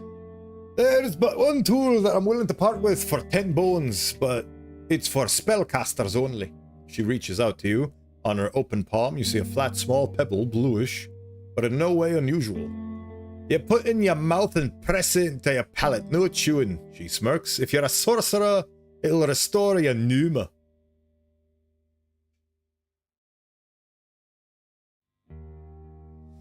I'll think about it. I guess I messed up with regards to the silk. I still have the silk, don't I? Yes. Skillful tailor, to use it to increase the... Yeah, I went to the wrong place. Oh, well, you learn your whole life, don't you? Any jobs? She stands still for a moment, then cocks her head to the side. I've got some stuff that could use another hand. You up for some danger if it comes to it? You nod and ask what sort of creature is bothering her. Nah, I meant riding and climbing. If you do it without grabbing that axe of yours, fine. Now give me a moment. She opens one of the heavy doors to her house and you catch a glimpse of a messy bed and a floor covered with clothes. After a minute, she shows up with a large sack filled with rods made of smooth, clean bronze. Here's the gist of it. I need you to get to 8 spots across the peninsula. Hide buildings, trees, mountainsides. I don't really travel much. She lets out a confident chuckle. Yeah. So, I can't hold your hand. I need one of them in White Marshes. In the wetlands far west of here. Other than that, you need to keep your eyes open. She takes one of the rods. Once you reach a good spot, place one of these as high as you can. I'll pay you in dragons. 2 for each one, but to place at least 4 before you come to see me. I need as many of them out here as possible. So far, so good. What are they for? Well, there's magic in them, as you can imagine. You weigh a rod in your hand, even though it's more than 2 feet long. It's light, empty inside. You could bend it with your knee. The bag also contains long hemp cord and a scrap of cloth. If I were to send my golems away, let's say a mile or 2 from here, they'd stop moving at all, waiting for me to show up. She approaches the nearest sentinel and touches its chest. They carry similar rods inside, so the plan is to give my orders better range, so to speak. I'm tired of depending on hirelings, especially since they no longer stop by. She leans against the golem with her arms crossed. Questions?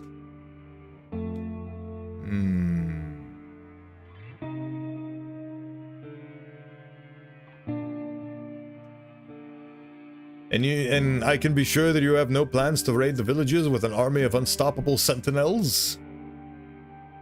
Her grey eyes give you a long, disquieting look. You could swear it's getting colder here. I won't ask you trust, and I won't ask for your trust, and I don't need it. Either help me or leave the roads and do your own stuff. We have a deal. She avoids your eyes.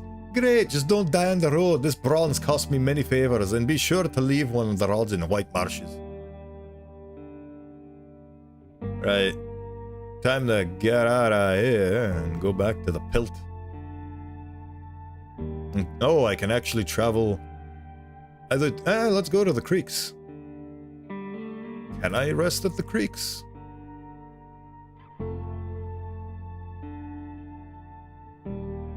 A young village of hunters and woodworkers placed among a few brooks.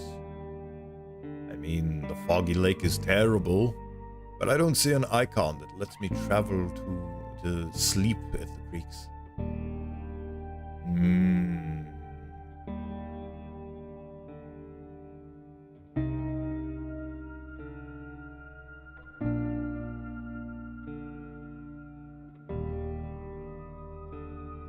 And fine then, game, you've twisted my arm. You follow the road, spread between the hills and lonely trees, until you reach a solid wooden bridge, not older than a generation. You ride uphill, but Dave manages to keep up. The dark woods in the south are behind a gently humming creek, while the forest on your right was trimmed by the locals. It's a peaceful journey, at least for some time. After a few minutes, you spot a group of wolves feasting on a fallen furry beast. Maybe a wisent. One of them looks towards you. We ride a bit faster. Ooh, what's this? A hole. The old tunnel. Unaided carved into a tall mountain. As long as this place remains unexplored, you have to make a detour. You're currently here. The road fades into an old tunnel. There are no signs of mining, no signposts, no human voices. The ceiling is supported by wooden beams, but the light only reaches so far. The chilling wind mercilessly bends the few lonely trees, while the shrubs oppose the weather patiently. The side path leading west is somewhat maintained, and you find both boot prints and cart tracks. It leads higher into the mountains. I could place a bronze rod somewhere around. Sure. You find the perfect spot, a small crack between 2 massive rocks. Use the rod to broaden it just a bit, then push it halfway until the gaps find rag. With a rag, I dust off my head. Dave snorts from boredom, then paws the ground. I tether Dave to the tree and enter the tunnel. Let's not do that, and instead do something else. Over here. You leave the lake behind. The pebbled road runs through the hillside with tall grasses and rock faces above you and dark, lush forests below. Chunks of this path were shaped by human tools. Who knows how many centuries ago? To widen it, the builders dug through the uneven boulders and used rocks and logs to fill up the cavities with thousands of rocks, each one smaller than your fist. While you have a good view of what's happening between the trees on your left, the bushes and shrubs grow so densely between them that you can't imagine entering these woods on your own. Farther south, there are plumes of smoke. A settlement, most likely. What do we have here? At the top of the hill, you reach a stone wall, a quiet place with no smoke coming from behind it. You look inside and see the glimpse of a peaceful ruin.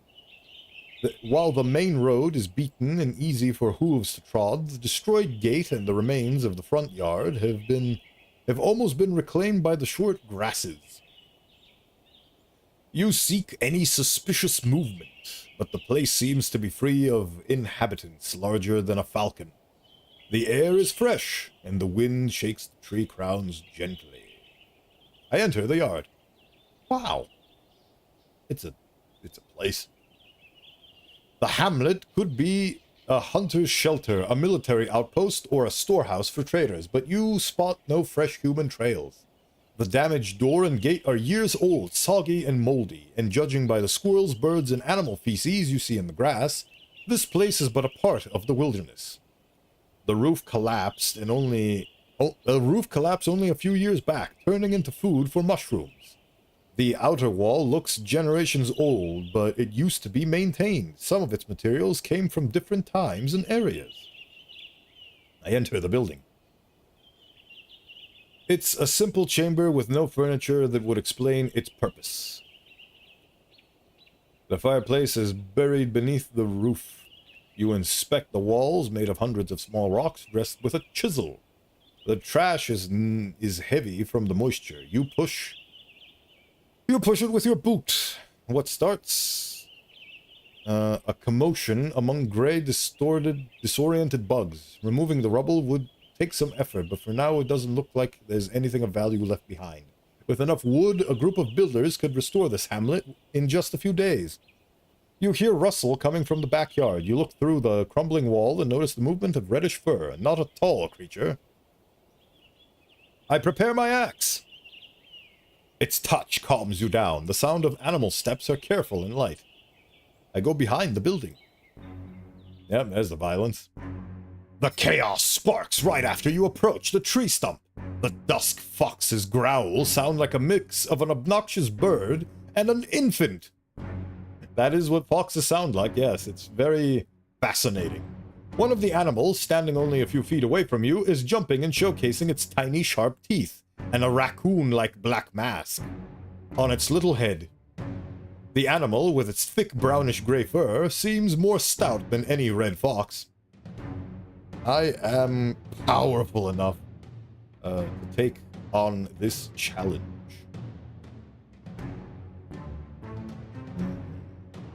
The second loud creature jumps onto a table made of a halved trunk. Unlike the first one, it has a brighter golden fur. It bends one of its forelegs, observing you with its dark eyes, not furious nor scared, rather sad and protective. Its growl turns into a miserable whine. The beasts are not even waist high, but their number may be an issue. There's yet another sound coming from behind you, and even more from the bushes nearby. It shouldn't be too hard to dodge their attack. I'll keep myself safe and take a better look at the situation.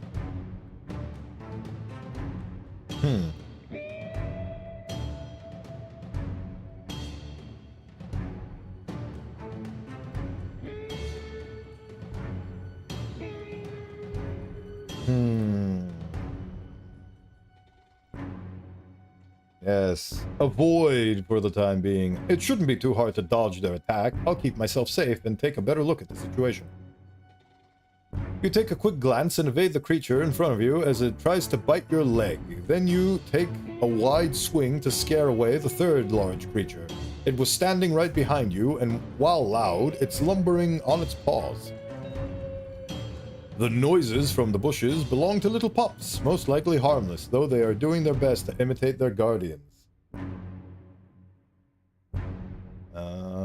I am disturbing a nest and the home of babies just trying to survive. Unlike the last time, I will not choose to desecrate another one of nature's families, so run for it.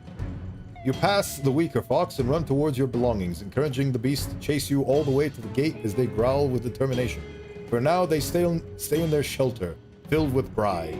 You and Dave take a few steps away. Need to get rid of these creatures. Let's not. This place is already abandoned, so I'll let the dusk foxes stay. They aren't threatening anyone. Are you sure you want to leave this place to its fate? Yes.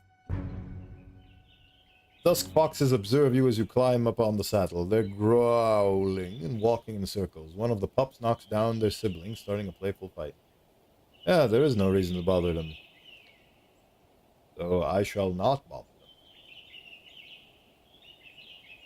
A small hamlet inhabited by a family of furry critters. Time to go sleep. You hear a commotion coming from the lake, drawing your eyes to the air bubbles and water ripples. After a couple of moments, the scrap of lake turns red. There are dozens of feathers scattered around the yard, as well as some bloodstains on an apron that's hung on the fence. Sleep!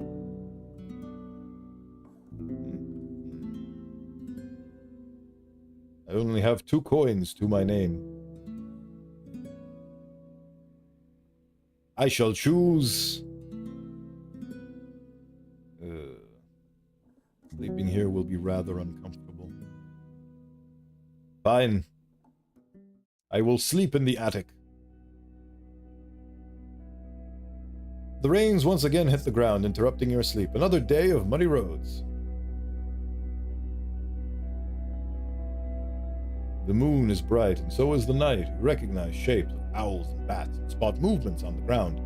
There are many stories about the moon's origins and purpose, and they're older than one of the doctrines known in the cities. These legends are shared not by religions, but rather by tribes, as if they're a part of a deeper conviction, something spread through the milk of mothers and wet nurses, or through the whispers of the trees and wind.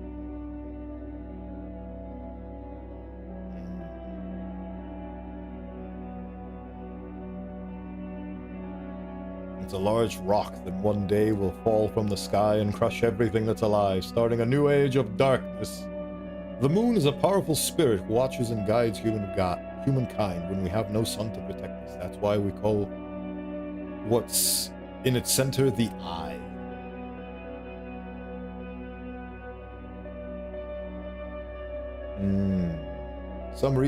For some reason, it controls the weather. It gathers weak clouds like a shepherd and shapes the tides. I like that answer. It is a good answer. I am fully healthy. You don't stand out from the crowd. You won't get much cleaner without a proper bath. You seem healthy. Your clothes are torn and worn. Nourish me. I am nourished. Look at my statisticals. They are so high. She stretches out her arm and grabs a bowl. Give me a moment. Give me a moment. All the voices, what are they trying to say? Right, I have 2 more meals. Right. Let us return to the pelt of the north. Actually, no. He said to wait for it. Oh yeah, wait for a day and get paid, or get paid in a piss jar immediately. The voices, Mason, the voices! What do they mean? They're all screaming in unison. Hello, Coleslaw, how you doing?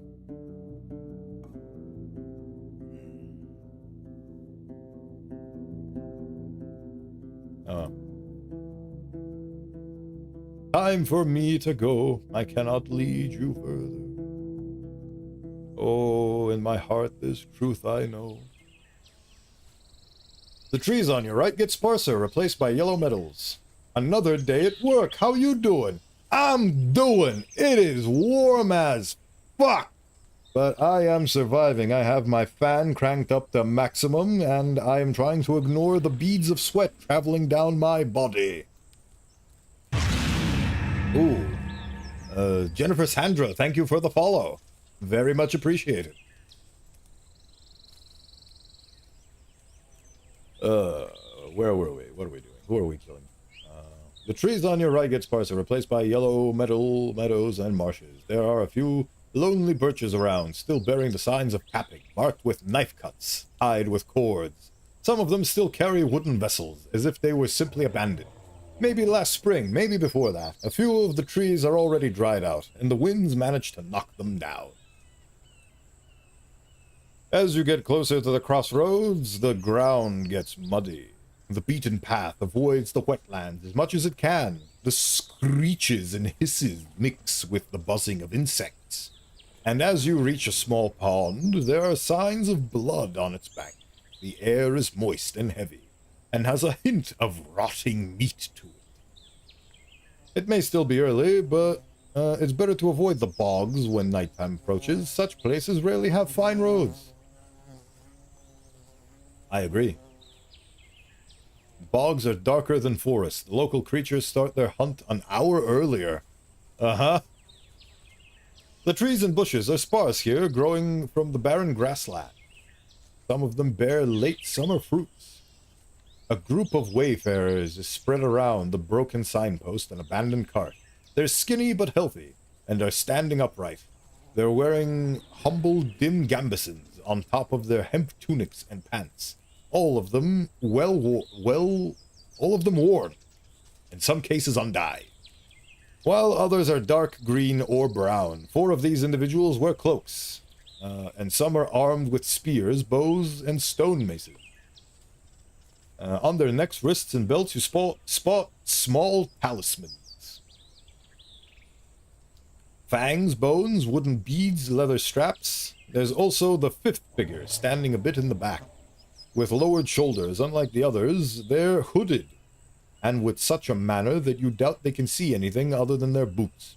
Their clothes are shabby, torn, but your eyes mostly run to their club.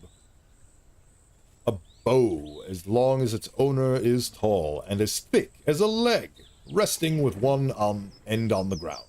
You get closer, and the person raises the weapon, with just one arm. Yet another traveler gestures for them to stop, and they do so right away, freezing in place. I stay in the saddle, just in case. The man behind the gesture doesn't approach you, just nods. Safe travel, stranger. It may be early. Bogs aren't safe. Better keep moving. You'll find an inn. You try to digest his thick accent. He's broad-shouldered with a large belly, but the scars on his face sculpt an image of someone who's earned their share of food with many skirmishes. He doesn't reach for his weapon and pushes one of his companions closer to the cart. She kneels by an empty box and looks outside it. The man observes you with little curiosity.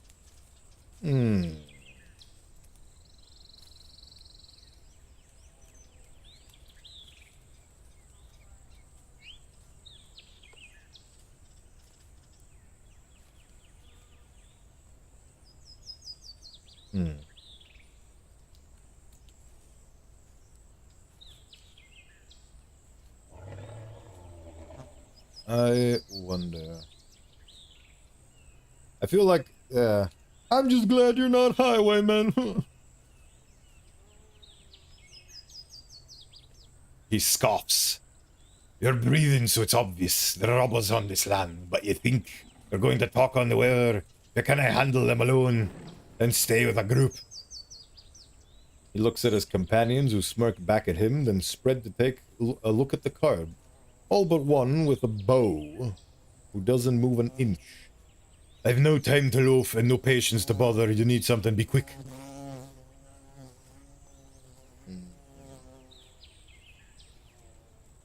No, I don't really know. I gesture for them to clear the way. I'm leaving. He steps aside. His companions are giving you harsh looks. The one with the bow remains silent and still, like a statue. We ride past them. And yeah, we ride. The forests are lush, but not too dark, and for most of the time, you're surrounded by yellow meadows. The few foraging deer and boars keep their distance, and the birds are disinterested in your presence, sighing cheerfully and preening their feathers. Sounds of an ongoing hunt reach you from the east, but none of the nearby creatures seem bothered. You see the tall hills in the south, but the road leads through a valley. There's a gentle plume of smoke coming from one of the mountains in the west. It doesn't look like a place on fire. Maybe there's a settlement in the mountains.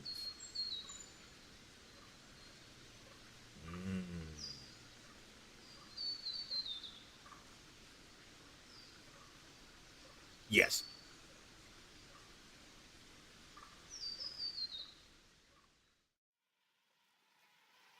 We carry on, ever onwards. The road leads to a gentle creek filled with the buzzing of flies, mosquitoes, and gnats. You don't spot any critters among the tall meadows, tree branches, or rocky slopes. Seeing the shapeless dark vortex of wings, Dave snorts. You are currently on the northern bank.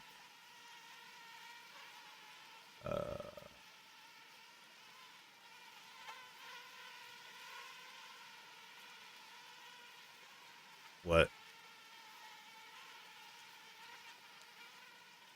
It will take some time, but I'll wrap my way.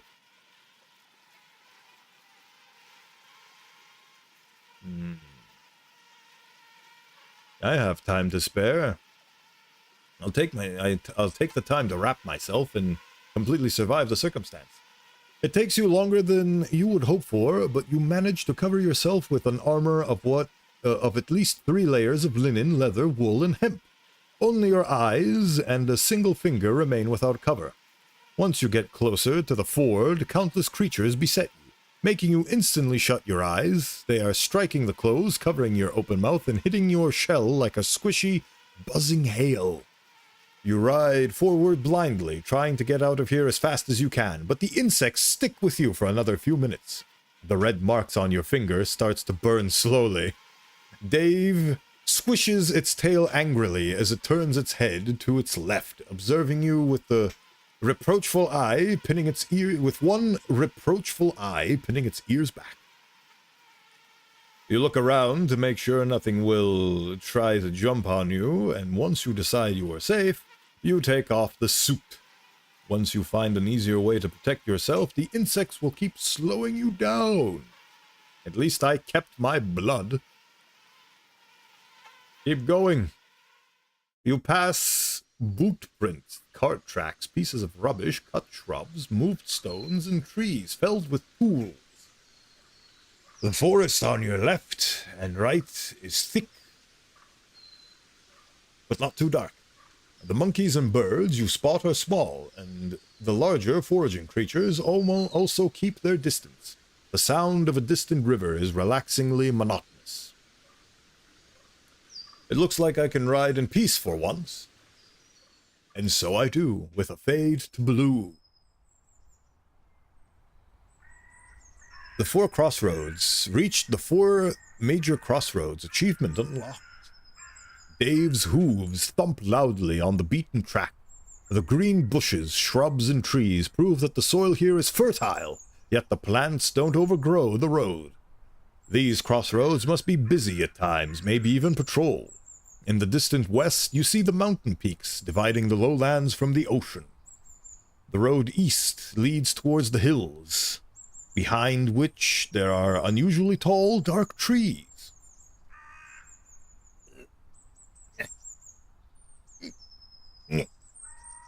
Positioning myself in my chair, you see, I make noises for everything. It feels more involved that way. The trail south is curvy, surrounded by hills. You don't see many plants on the horizon. The last path is already known to you. You're surrounded by 4 signposts, all of which seem to be made from the same type of wood, now covered in moss and fungi. Fungi. Yet the pictures and letters that cover the nailed boards are nothing alike.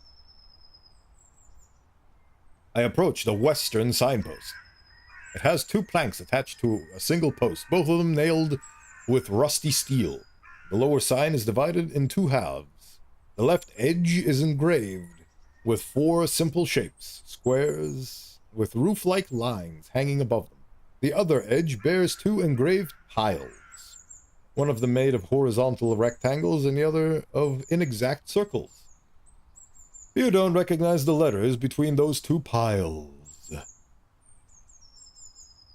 The upper plank is covered with two short words drawn in white paint, and right below them an engraved vertical rectangle with an hourglass inside it.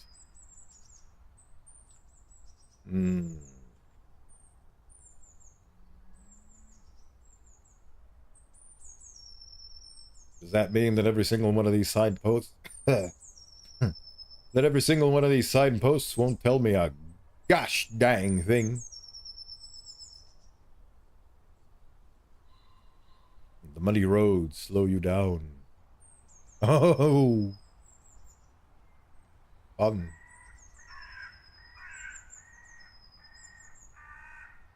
I search the area.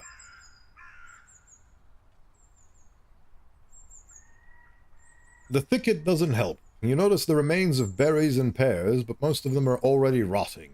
Spread close to the wooden stools at the side of the road. The nearby creek is not impressively deep, but the beaver dam, for some reason taller than you are, makes it wide and waters the surrounding soil. A few steps away from the southern signpost, you find something sticking out of a shrub. It's a moist plank covered by fungi. You try to move it with a stick and a gloved hand. After a minute or so, you confirmed it's an abandoned sign, covered with green letters and colorful pictures of flowers and trees.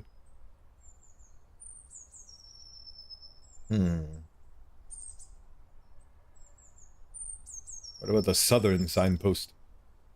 It's covered with green, blue, and white paint that portray simple squares with roof-like lines hanging above them. Each square has a larger letter inside it. Though you don't recognize them, nevertheless, the pictures are not too old. There are no other words or marks. The plank was attached with a set of wooden wedges.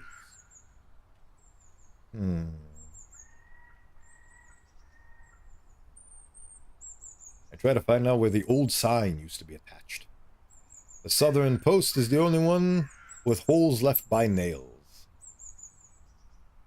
The southern signpost.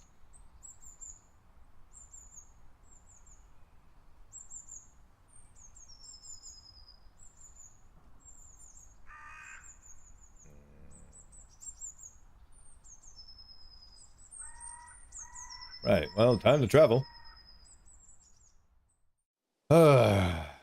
The road is beaten and free of litter and serves your palfrey well. You notice the paths between the fruit-bearing trees on your right, and soon after that, you ride alongside vast fields of green hemp plants, taller than you are, waiting for a scythe or sickle. Then there are broad beans, much shorter but healthy, almost ready for the second harvest of the summer. The path ends with a massive wooden gate, with a stone wall separating you from the glow of lights behind it. Isn't as tall as the roofs, but you can imagine climbing to its top. There are pretty much no cracks, no missing bricks, a sign of many hours of labor, especially considering how massive the settlement is, as wide as a city district. The birds and monkeys are now just a distant echo, replaced with the sounds of carts, running hammers, saws, laughter, and shouts. Finally, maybe I can rest here. Let's get this over with.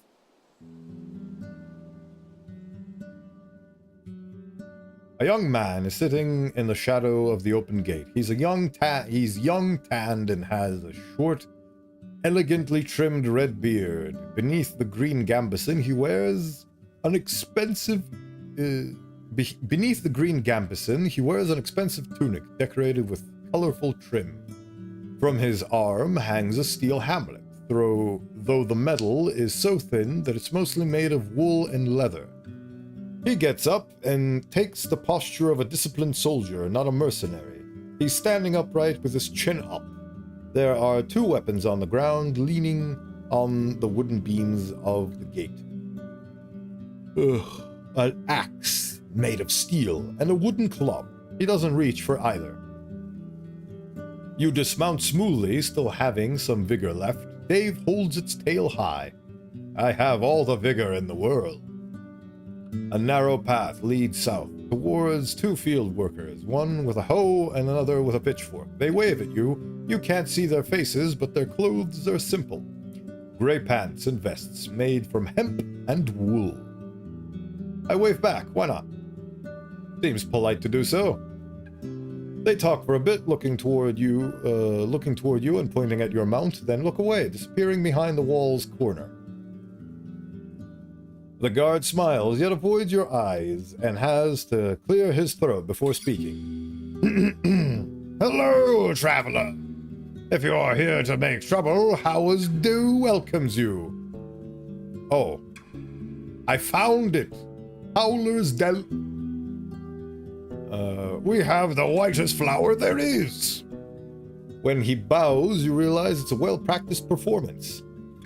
If it's a few garments you're looking for, you can order everything you need right here, in all colors, shapes, and sizes. Capes, boots, vests, robes, or, if you're yourself a master of the needle, I can assure you we have the fabric you're looking for.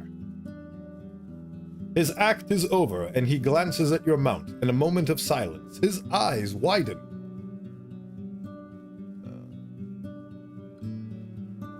This is Dave. It helps me patrol the roads. You can pet its side if you want, but no sudden movements. He follows your instructions, even though your palfrey pays no attention to the man's careful touch. The guard grins widely. Aw, that's nice. I'm Bodhi, your new road warden. I want to see your mayor. A city folk, aye? The mayor is busy, but I'll ask her. From now, come in, please. Take a look at our square. I traveled to the 4 major crossroads that connect the peninsula.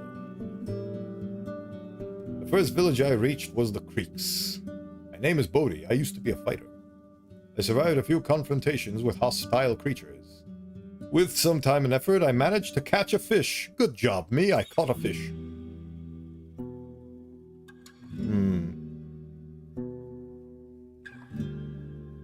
I have so many quests. I have to leave the peninsula on the 40th day of my journey or sooner. I want to escape my difficult past. I could make a place for myself by staying loyal to the Merchant Guild, or maybe pursue another opportunity while I'm here.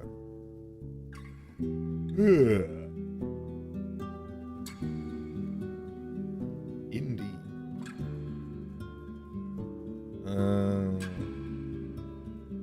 It's not too crowded, with only a few buildings on the edges and a humming creek running west from here through the center of the village.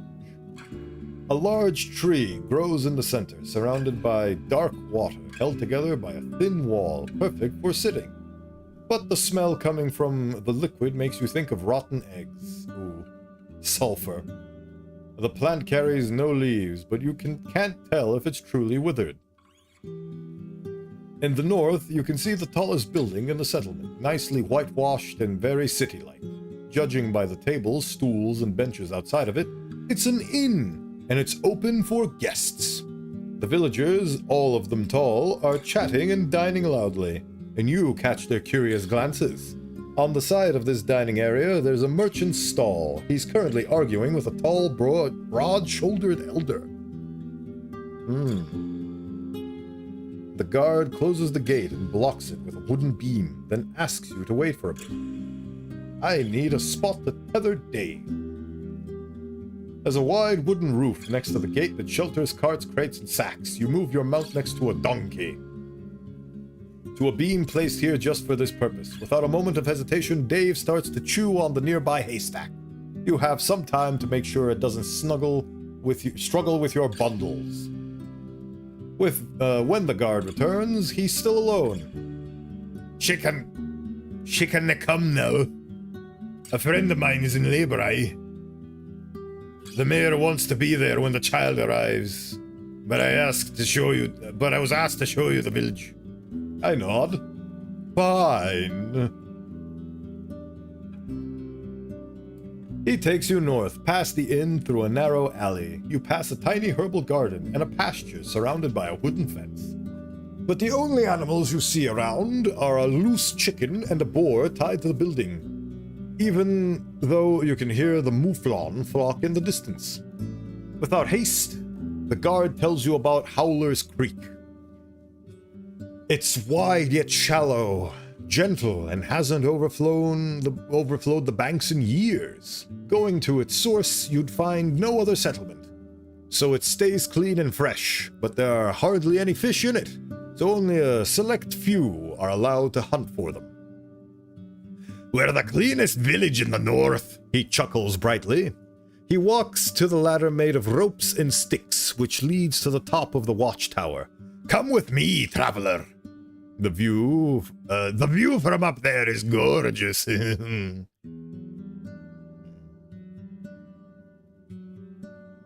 I climb after him. I don't think it's a trap. Even though the ladder swings in all directions, the guard gets to the top quickly, like a monkey climbing up creepers. You, on the other hand, need to stop and wait for the ladder to calm itself. When you join the man on the wooden platform, you're a bit dizzy.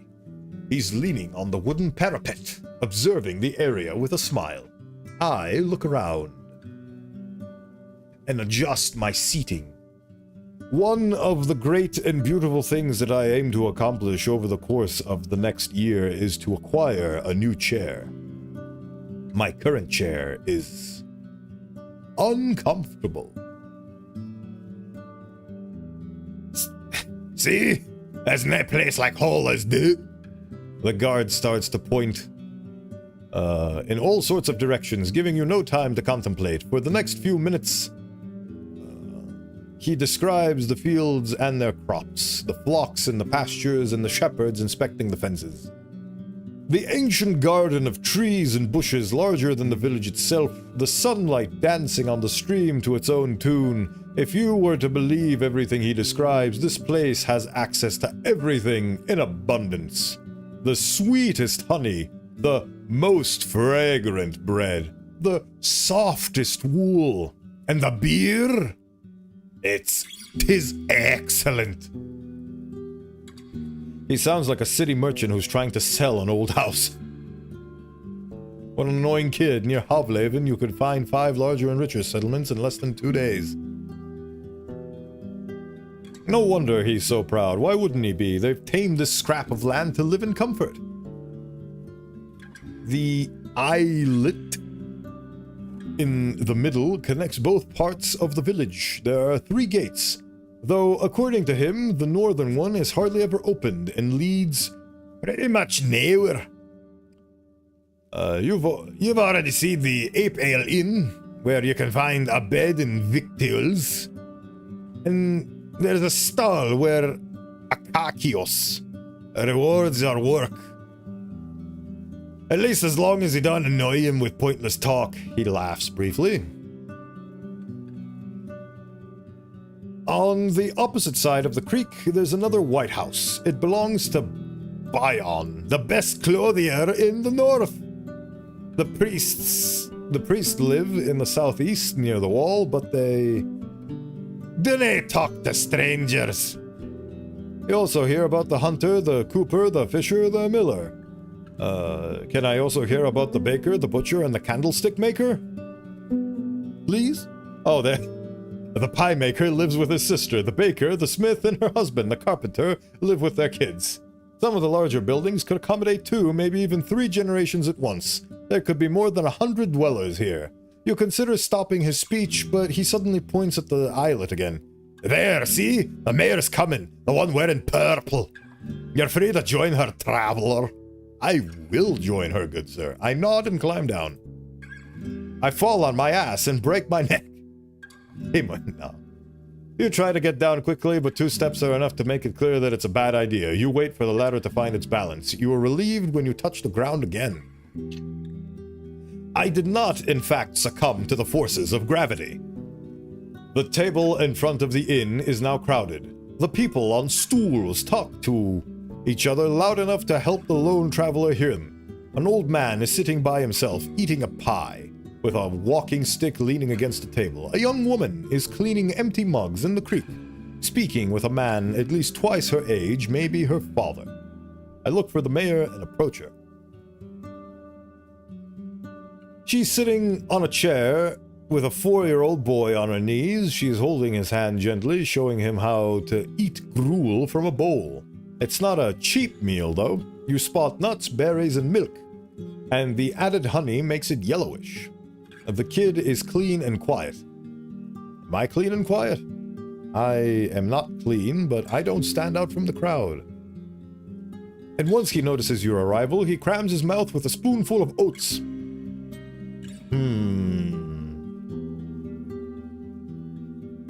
Voices. How does one obtain a voice that is unlike the ones that we have seen previously?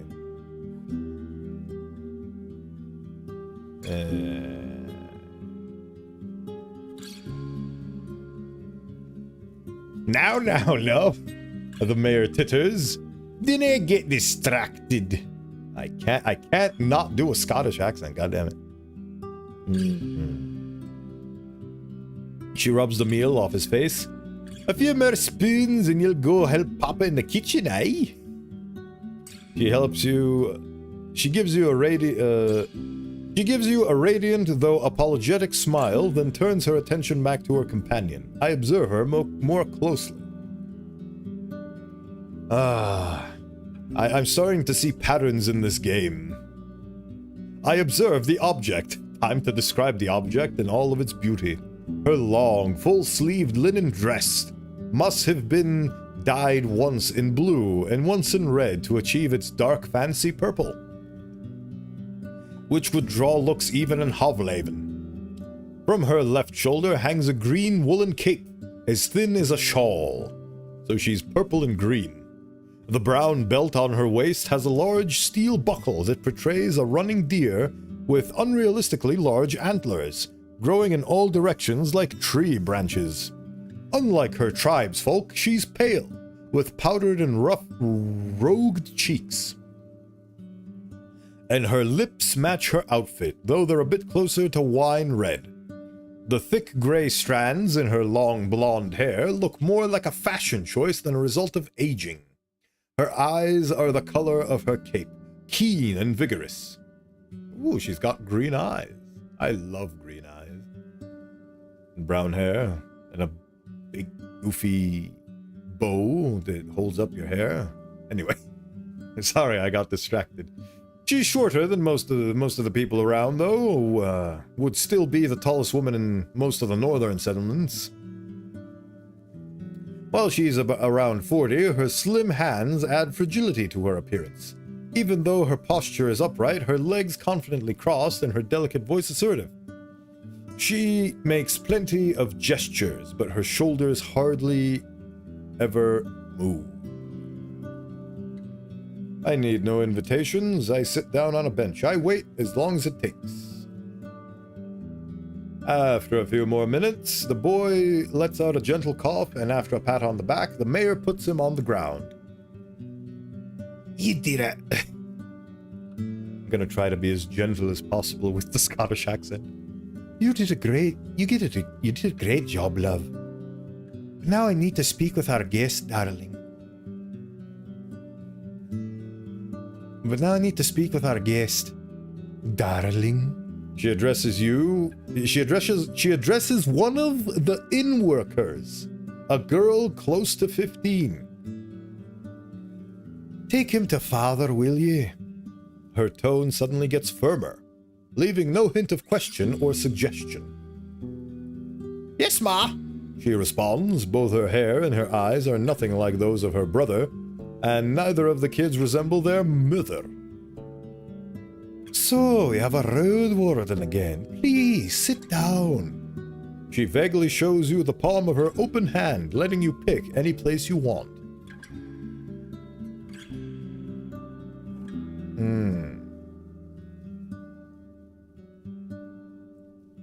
I feel like being able to sit oppositely to her and being able to engage her directly in conversation would be the more appropriate maneuver. I'm not here to be her best friend, at least not yet. We shall see how things develop, but for now, I sit on the stool opposite her. I'm here as a trade partner.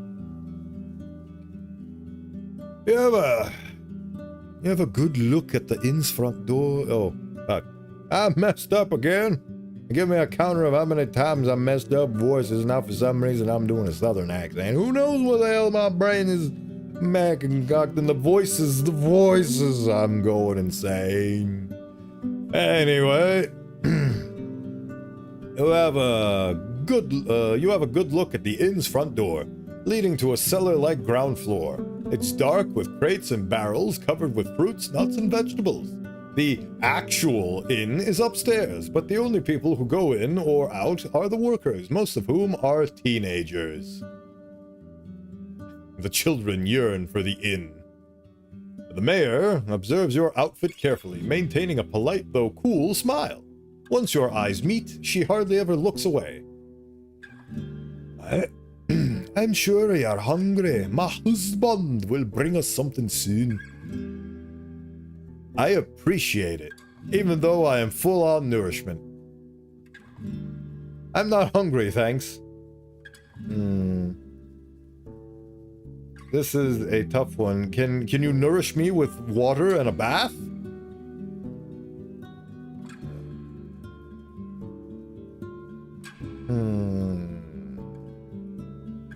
I mean, it's not gonna hurt. Might as well have... Like, this isn't real life. I can't go over the nourishment meter and become nauseous from overeating, so I appreciate it. Didn't you mention it? Hunger makes me peevish. And the day is too nice for that. She taps her chest and looks at a flock of birds that fly above you loudly, heading south. As we're waiting, be so good as to help me understand something. If you're but a mercenary, I can imagine a single reason for you to choose this realm for your wardening. This so long after Asterian's disappearance, as nae glory or treasures to find here. Her pale fingers form a tent on her stomach, then clasp, leaving the four fingers pointing at you. You were sent here by the merchants. They want the peninsula. Oh. I'm here on the business of greedy rich people who want to take this land for their own vicious gains.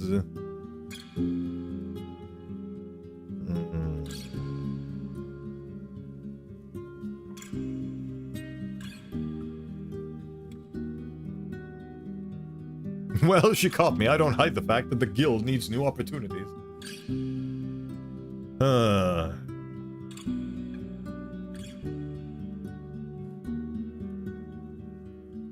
Well, if she's going to be up in front, but she led with offering me a meal. So she's being hospitable. And now she's straight to the point. So...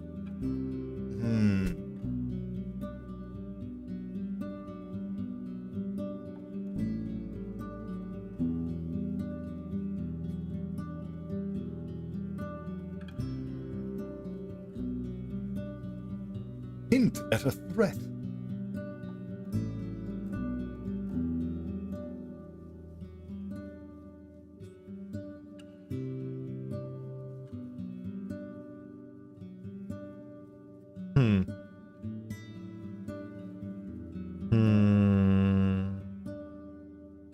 I am so indecisive when it comes to these. This game gives you so many beautiful choices.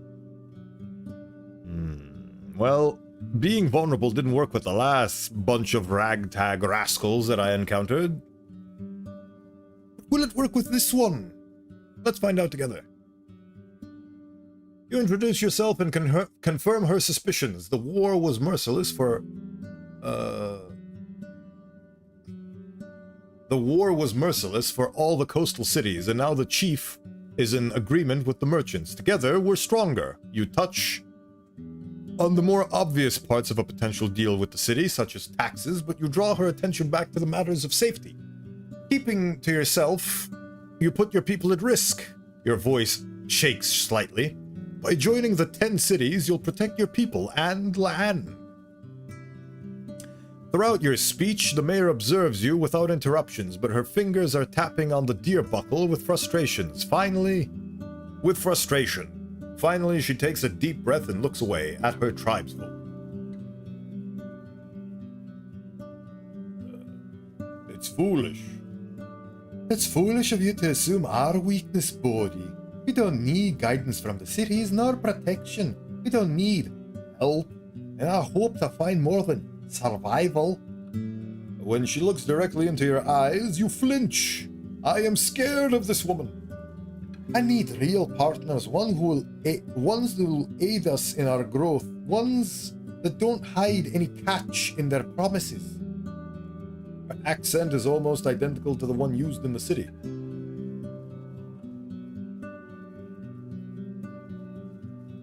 You don't have to trust anyone blindly. The negotiations can satisfy both sides. Oh, I wouldn't dare to trust some coin-hoarding trolls. She laughs at her own joke. They would devour the walls that defend them if they could, and I know some of the dirty tricks they use. Here, listen to this one. She theatrically clears her throat, patting her chest with one hand and covering her mouth with another, then leans forward and rests on her elbows, allowing her hands to freely make gestures. You make a deal with a settlement, flour and wool in exchange for coin and tools. You send the first traders and they imply that you're ready to pay more for, let's say, parchment. Months later, you want no more rye, just the parchment and wool. Then we can butcher any more mouflons, the locals say. Don't worry, you answer. We'll send you a small flock. Just turn one of your fields into a pasture. As she pretends to speak as different characters, her voice comically shifts and she has no issues switching between accents. I feel getting called out. I encourage her with a kind smile. She swings her hand above the table. Another year goes by and there's more parchment. The village lacks some crops. The tribe needs not just tools and coins, plenty of coins, but also seeds. And the guild is not satisfied. Sending our wagons costs a lot, and there are more highwaymen now. If you want us to come again, you need more mouflons and to sell us their cheese. And guess what? With a haunting laugh, she straightens up and spreads her arms, like someone a third of her age. Turns out that the village can't say no anymore. They lack supply, seeds, and land. They can't refuse.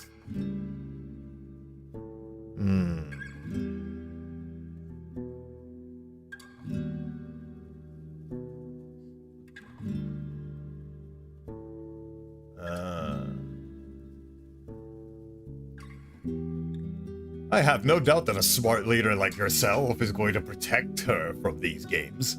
Is going to protect her people from these games, I mean. Oh, how wonderful. Keep the compliments coming. No soul in the square reacts to her loud laughter. But all that doesn't mean I can conquer every single city ploy on my own. That's the good thing about living here, with these kind of people around us. She nods towards two little girls that are carrying a basket filled with vegetables between them. If some of us struggle, we all have to deal with the consequences. We all struggle, but we all benefit. But Hoblaven, if they see profit in chopping off our arms, they'll sell them to the first bidder. She gives you a sad glance, but cheers up after a sigh. Let's finish the introductions. I'm Thaise. Oh yeah, what was it that I was going to call her? Thaise. She is now Thaise. I'm Thaise, one of the keepers of the Ape Ale Inn, and the mayor of Howler's Dale. I assume it would be convenient for you to take my answer back to Hovleven. She wonders for a moment. Say, when could we expect the first caravan after winter? Oh boy. This is a complex political situation, isn't it? According to Helt's Innkeep, Glossia and her band have broken the truce with local villages, and he's going to pay me 2 dragons if I get in touch with Thaise, the mayor, and bring him her response. Oh. Creeks has had no issues with the bandits. That is the main reason why I got up here, but also I guess I am a road warden traveling on the behest of Hoblaven, and I deliver news because I am a glorified sentinel and message boy. It depends on what you can sell and what you want in return. While the conversation goes on, the food gets served. The refreshing aroma of roasted mutton covered with a thick sauce made of mint, parsley, and honey tempts you to bite in right away. Ooh, that's a very fancy meal. The juices are sinking into the round trencher. Trencher? Yes. The juices are sinking into the round trencher. A plate made of simple brown bread. There's also a small bowl filled with chopped red radishes and a sliced boiled egg, and a mug filled with cold buttermilk. Now I'm hungry. I don't even need food, but the feeling is still there. It's all brought by a few young people, all of them referring to the mayor as their mother. And in the end, the innkeeper himself shows up to wish you a good meal. He's wearing a clean orange tunic and a not-so-clean apron made of hemp. He politely introduces himself as Erix. I like that name. That's a cool name.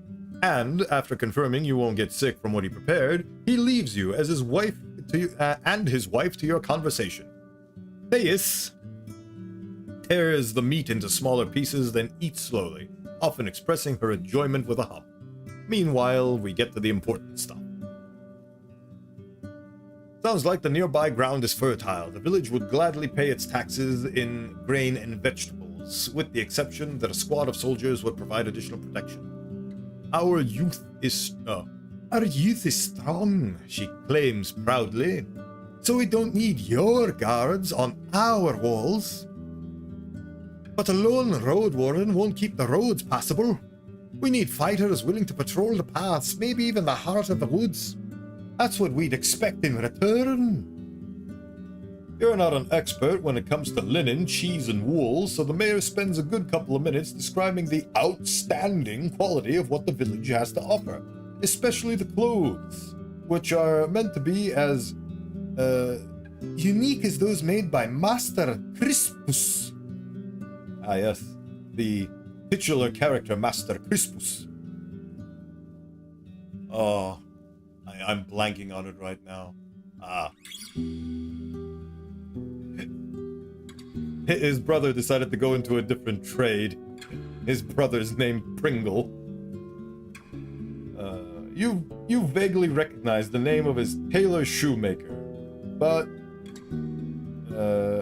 you've never earned enough to pay him for as much as a single sleeve. And of course, we will never reject some steel and bronze. We lack alloys for sickles and scythes. She then repeats her question about starting a trade route.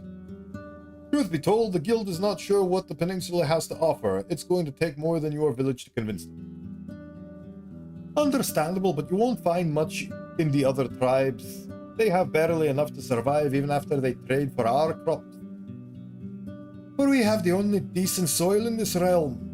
At least the people of Gale Rocks have salt and barrels of fish, while Creek sells meat and wood. Actually, if you haven't been in Creeks yet, the farthest village in the northeast, you could give them a chance, she nods with a smile.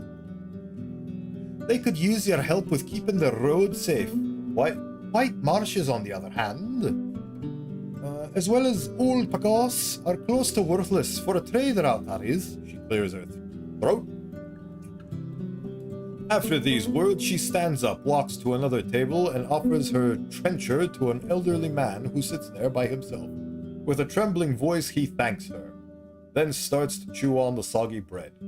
She sits down, wipes her hand into a clean cloth, adjusts the folds of her cape, and once again crosses her legs. So tell me, Bodie, how's Hovlaven? Haven't gathered much news since the invasion.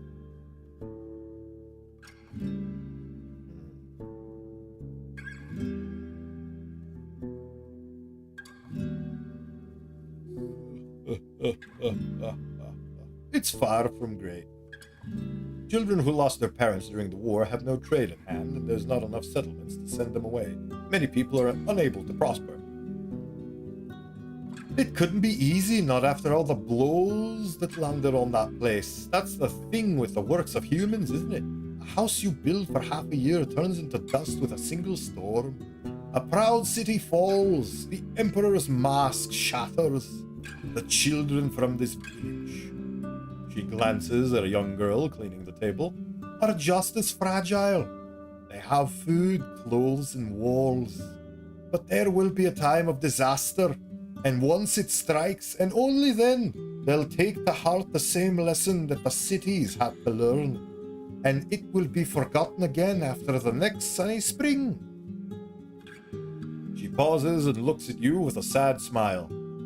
Don't let me babble any longer. What can I do for you, Bodhi?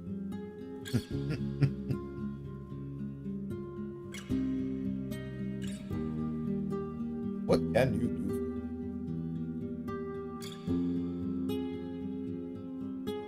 You can do many things for me.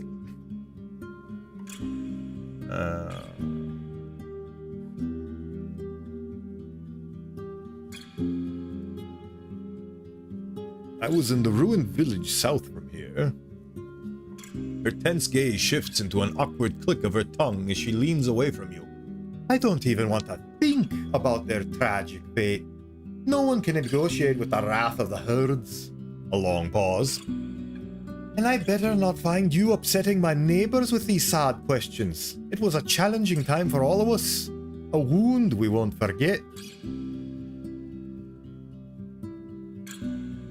I was in the Pelt of the North. The innkeeper feels uneasy about Glossio's ban. When you mention the raids on the northern villages, her eyes narrow. Are you sure? It's the first I've heard about it. Glossia has been around since years back, but she's not much of a nuisance. I'm just a messenger. He's asking for you to join forces with him. Well, I can't give you my answer. I won't ask our hunters to endanger their lives in the pursuit of some gossip. I could ask around, learn more about this. She sighs with exaggerated relief. What a splendid idea! There are only 3 villages in the north. White Marshes, farther north by the Western Road. Oh. There are only 3 villages in the north. White Marshes, farther by the Western Road. Gale Rocks by the northern coast. And creeks in the far east. Bring me new... Oh my god, I am getting so destroyed right now by this game. I cannot comprehend where the quotation marks begin and end, and it is messing me up. Something fierce. So, everything that I just said was said by her, except the first sentence. And so I need to go speak to White Marshes, Gale Rocks, and Creeks. This is like that episode of Ed, Ed, and Eddie where they have to constantly exchange things with people for other things. I need your eggs. Well, in order to get my eggs, I need you to bring me a bucket of water. And then you need to exchange the bucket of water for the eggs to get the trash can full of sand. And it's a beautiful sequence of trades.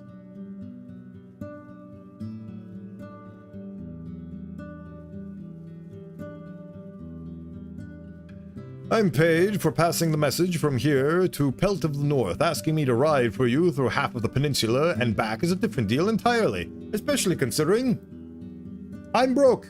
I have a pouch with coin, singular. So,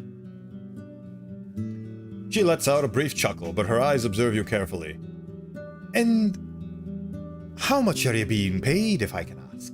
2 dragons. And I'll pay for another 2. Fair? Fair. I wonder, back in Hovlaven, did you spend any time in Backwood Corner? It used to be this dark, dirty alley with muggers working even in daylight. I stayed there with Octavia, the miller, in exchange for doing chores for her. She had this small wooden hut.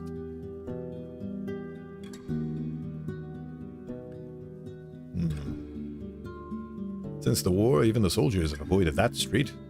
There's no such street anymore. It fell to a great fire.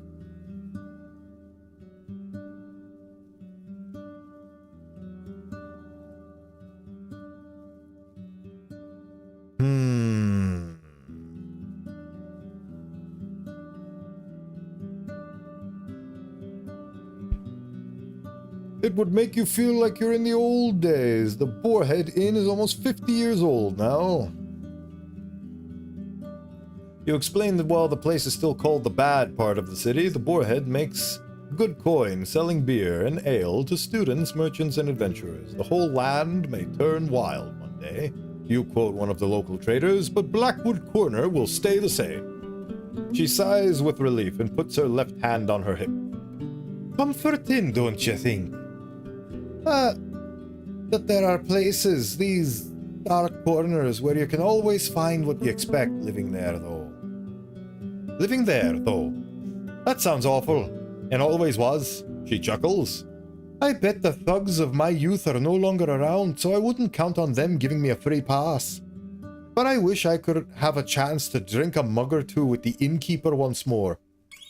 The old lady was always too good to stay in that muck. Ooh. So much to go through, so much to sift.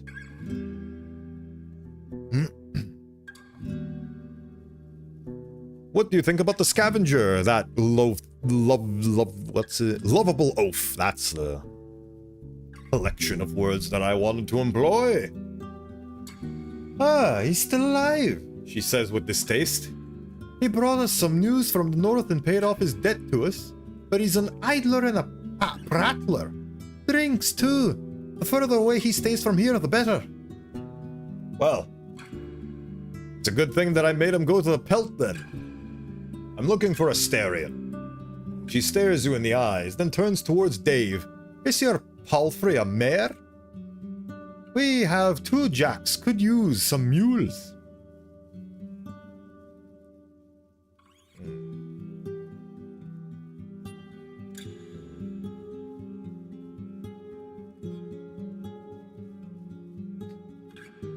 She's trying to switch the conversation. I'm looking for a Starion. I heard you, but he's not welcome here. Her voice is harsh. And I don't know where he went. We haven't burned him or fought his awoken shell. Wherever he is, a long pause, it's not our problem. What are his wrongdoings? If you have to know, he failed and won't get a second chance. He was meant to escort Egidia, a daughter of mine, to her betrothed in Gale Rocks. She was a great archeress, and the road from here to the coast is not that dangerous. When they saw goblins on the road, Asterion ordered her to push through, right into their trap. She touches her deer-shaped buckle. They got jumped like a bunch of wealthy pilgrims. A roadwarden worth their gruel should know better.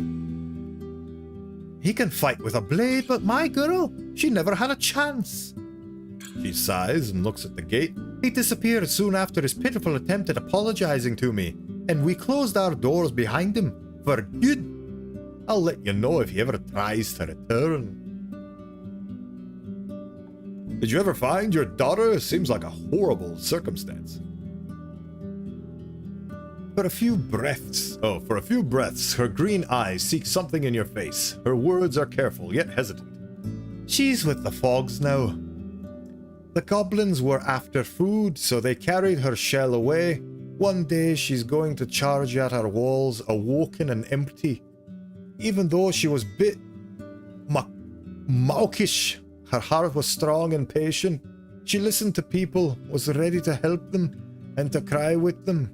I could tell you stories, but what for? Let the dead rest. My condolences. Why can't I say that?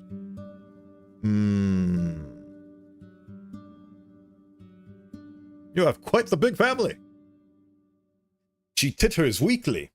At one point, there are 12 kids living in our house. 9 girls, 3 boys. They come and go, as it should be. A few are already with the forest, but most are all grown now, even started their own families. She looks away at a girl wiping spilled milk with a wet cloth. To be perfectly clear, they aren't exactly our children. It's a custom of our village for the mayor to look after the orphans. Thankfully, Eric's has a big heart, and much more patience than I do. As she speaks, her smile widens. I love it. This is beautiful. These people are so delightful. I wish to not cause them ill through my actions and the predetermined allegiances that I have with Havlev. Thanks for the help.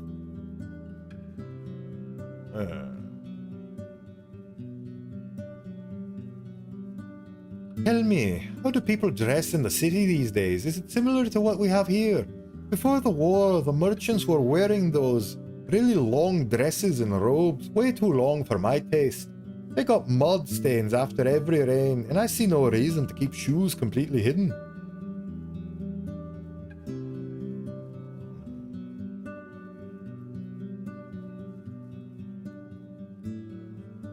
For years, there was not enough hemp and wool at hand, so people have started to wear furs again.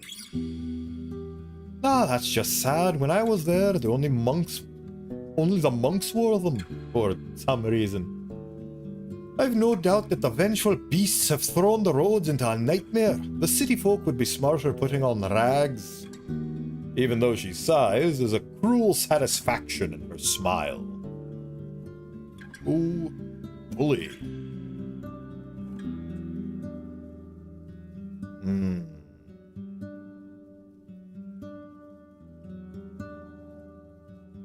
seem to be fairly well off, so there's...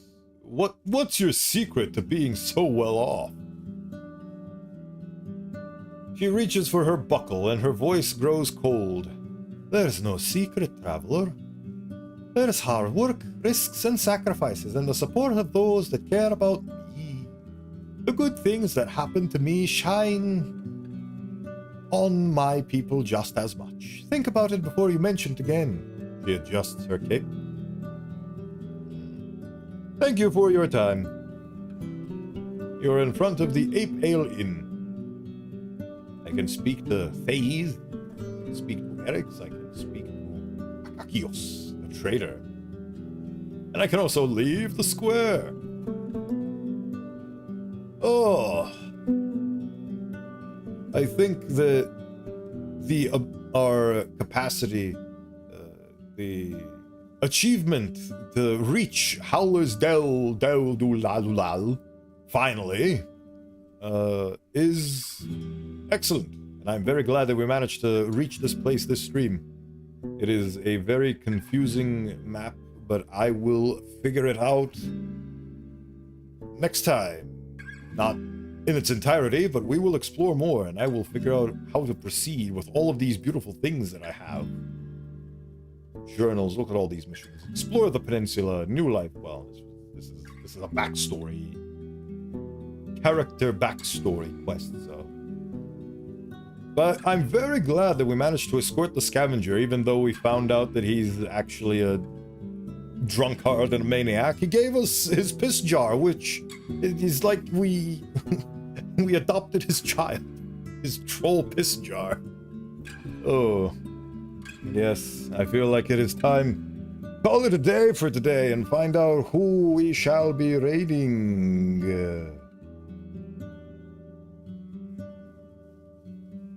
Yay!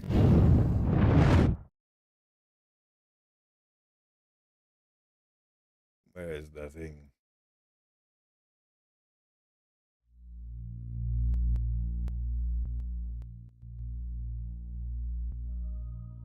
Right. Let's close the game and let's figure out where we are headed on this beautiful Thursday. That's what it is today. The day of Thurs.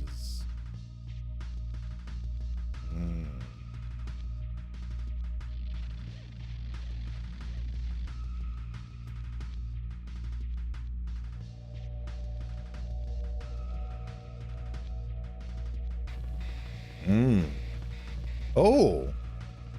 Oh, well, that's convenient. I have discovered who to raid.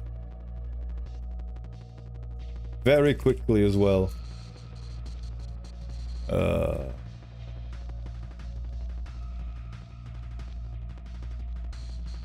How do I...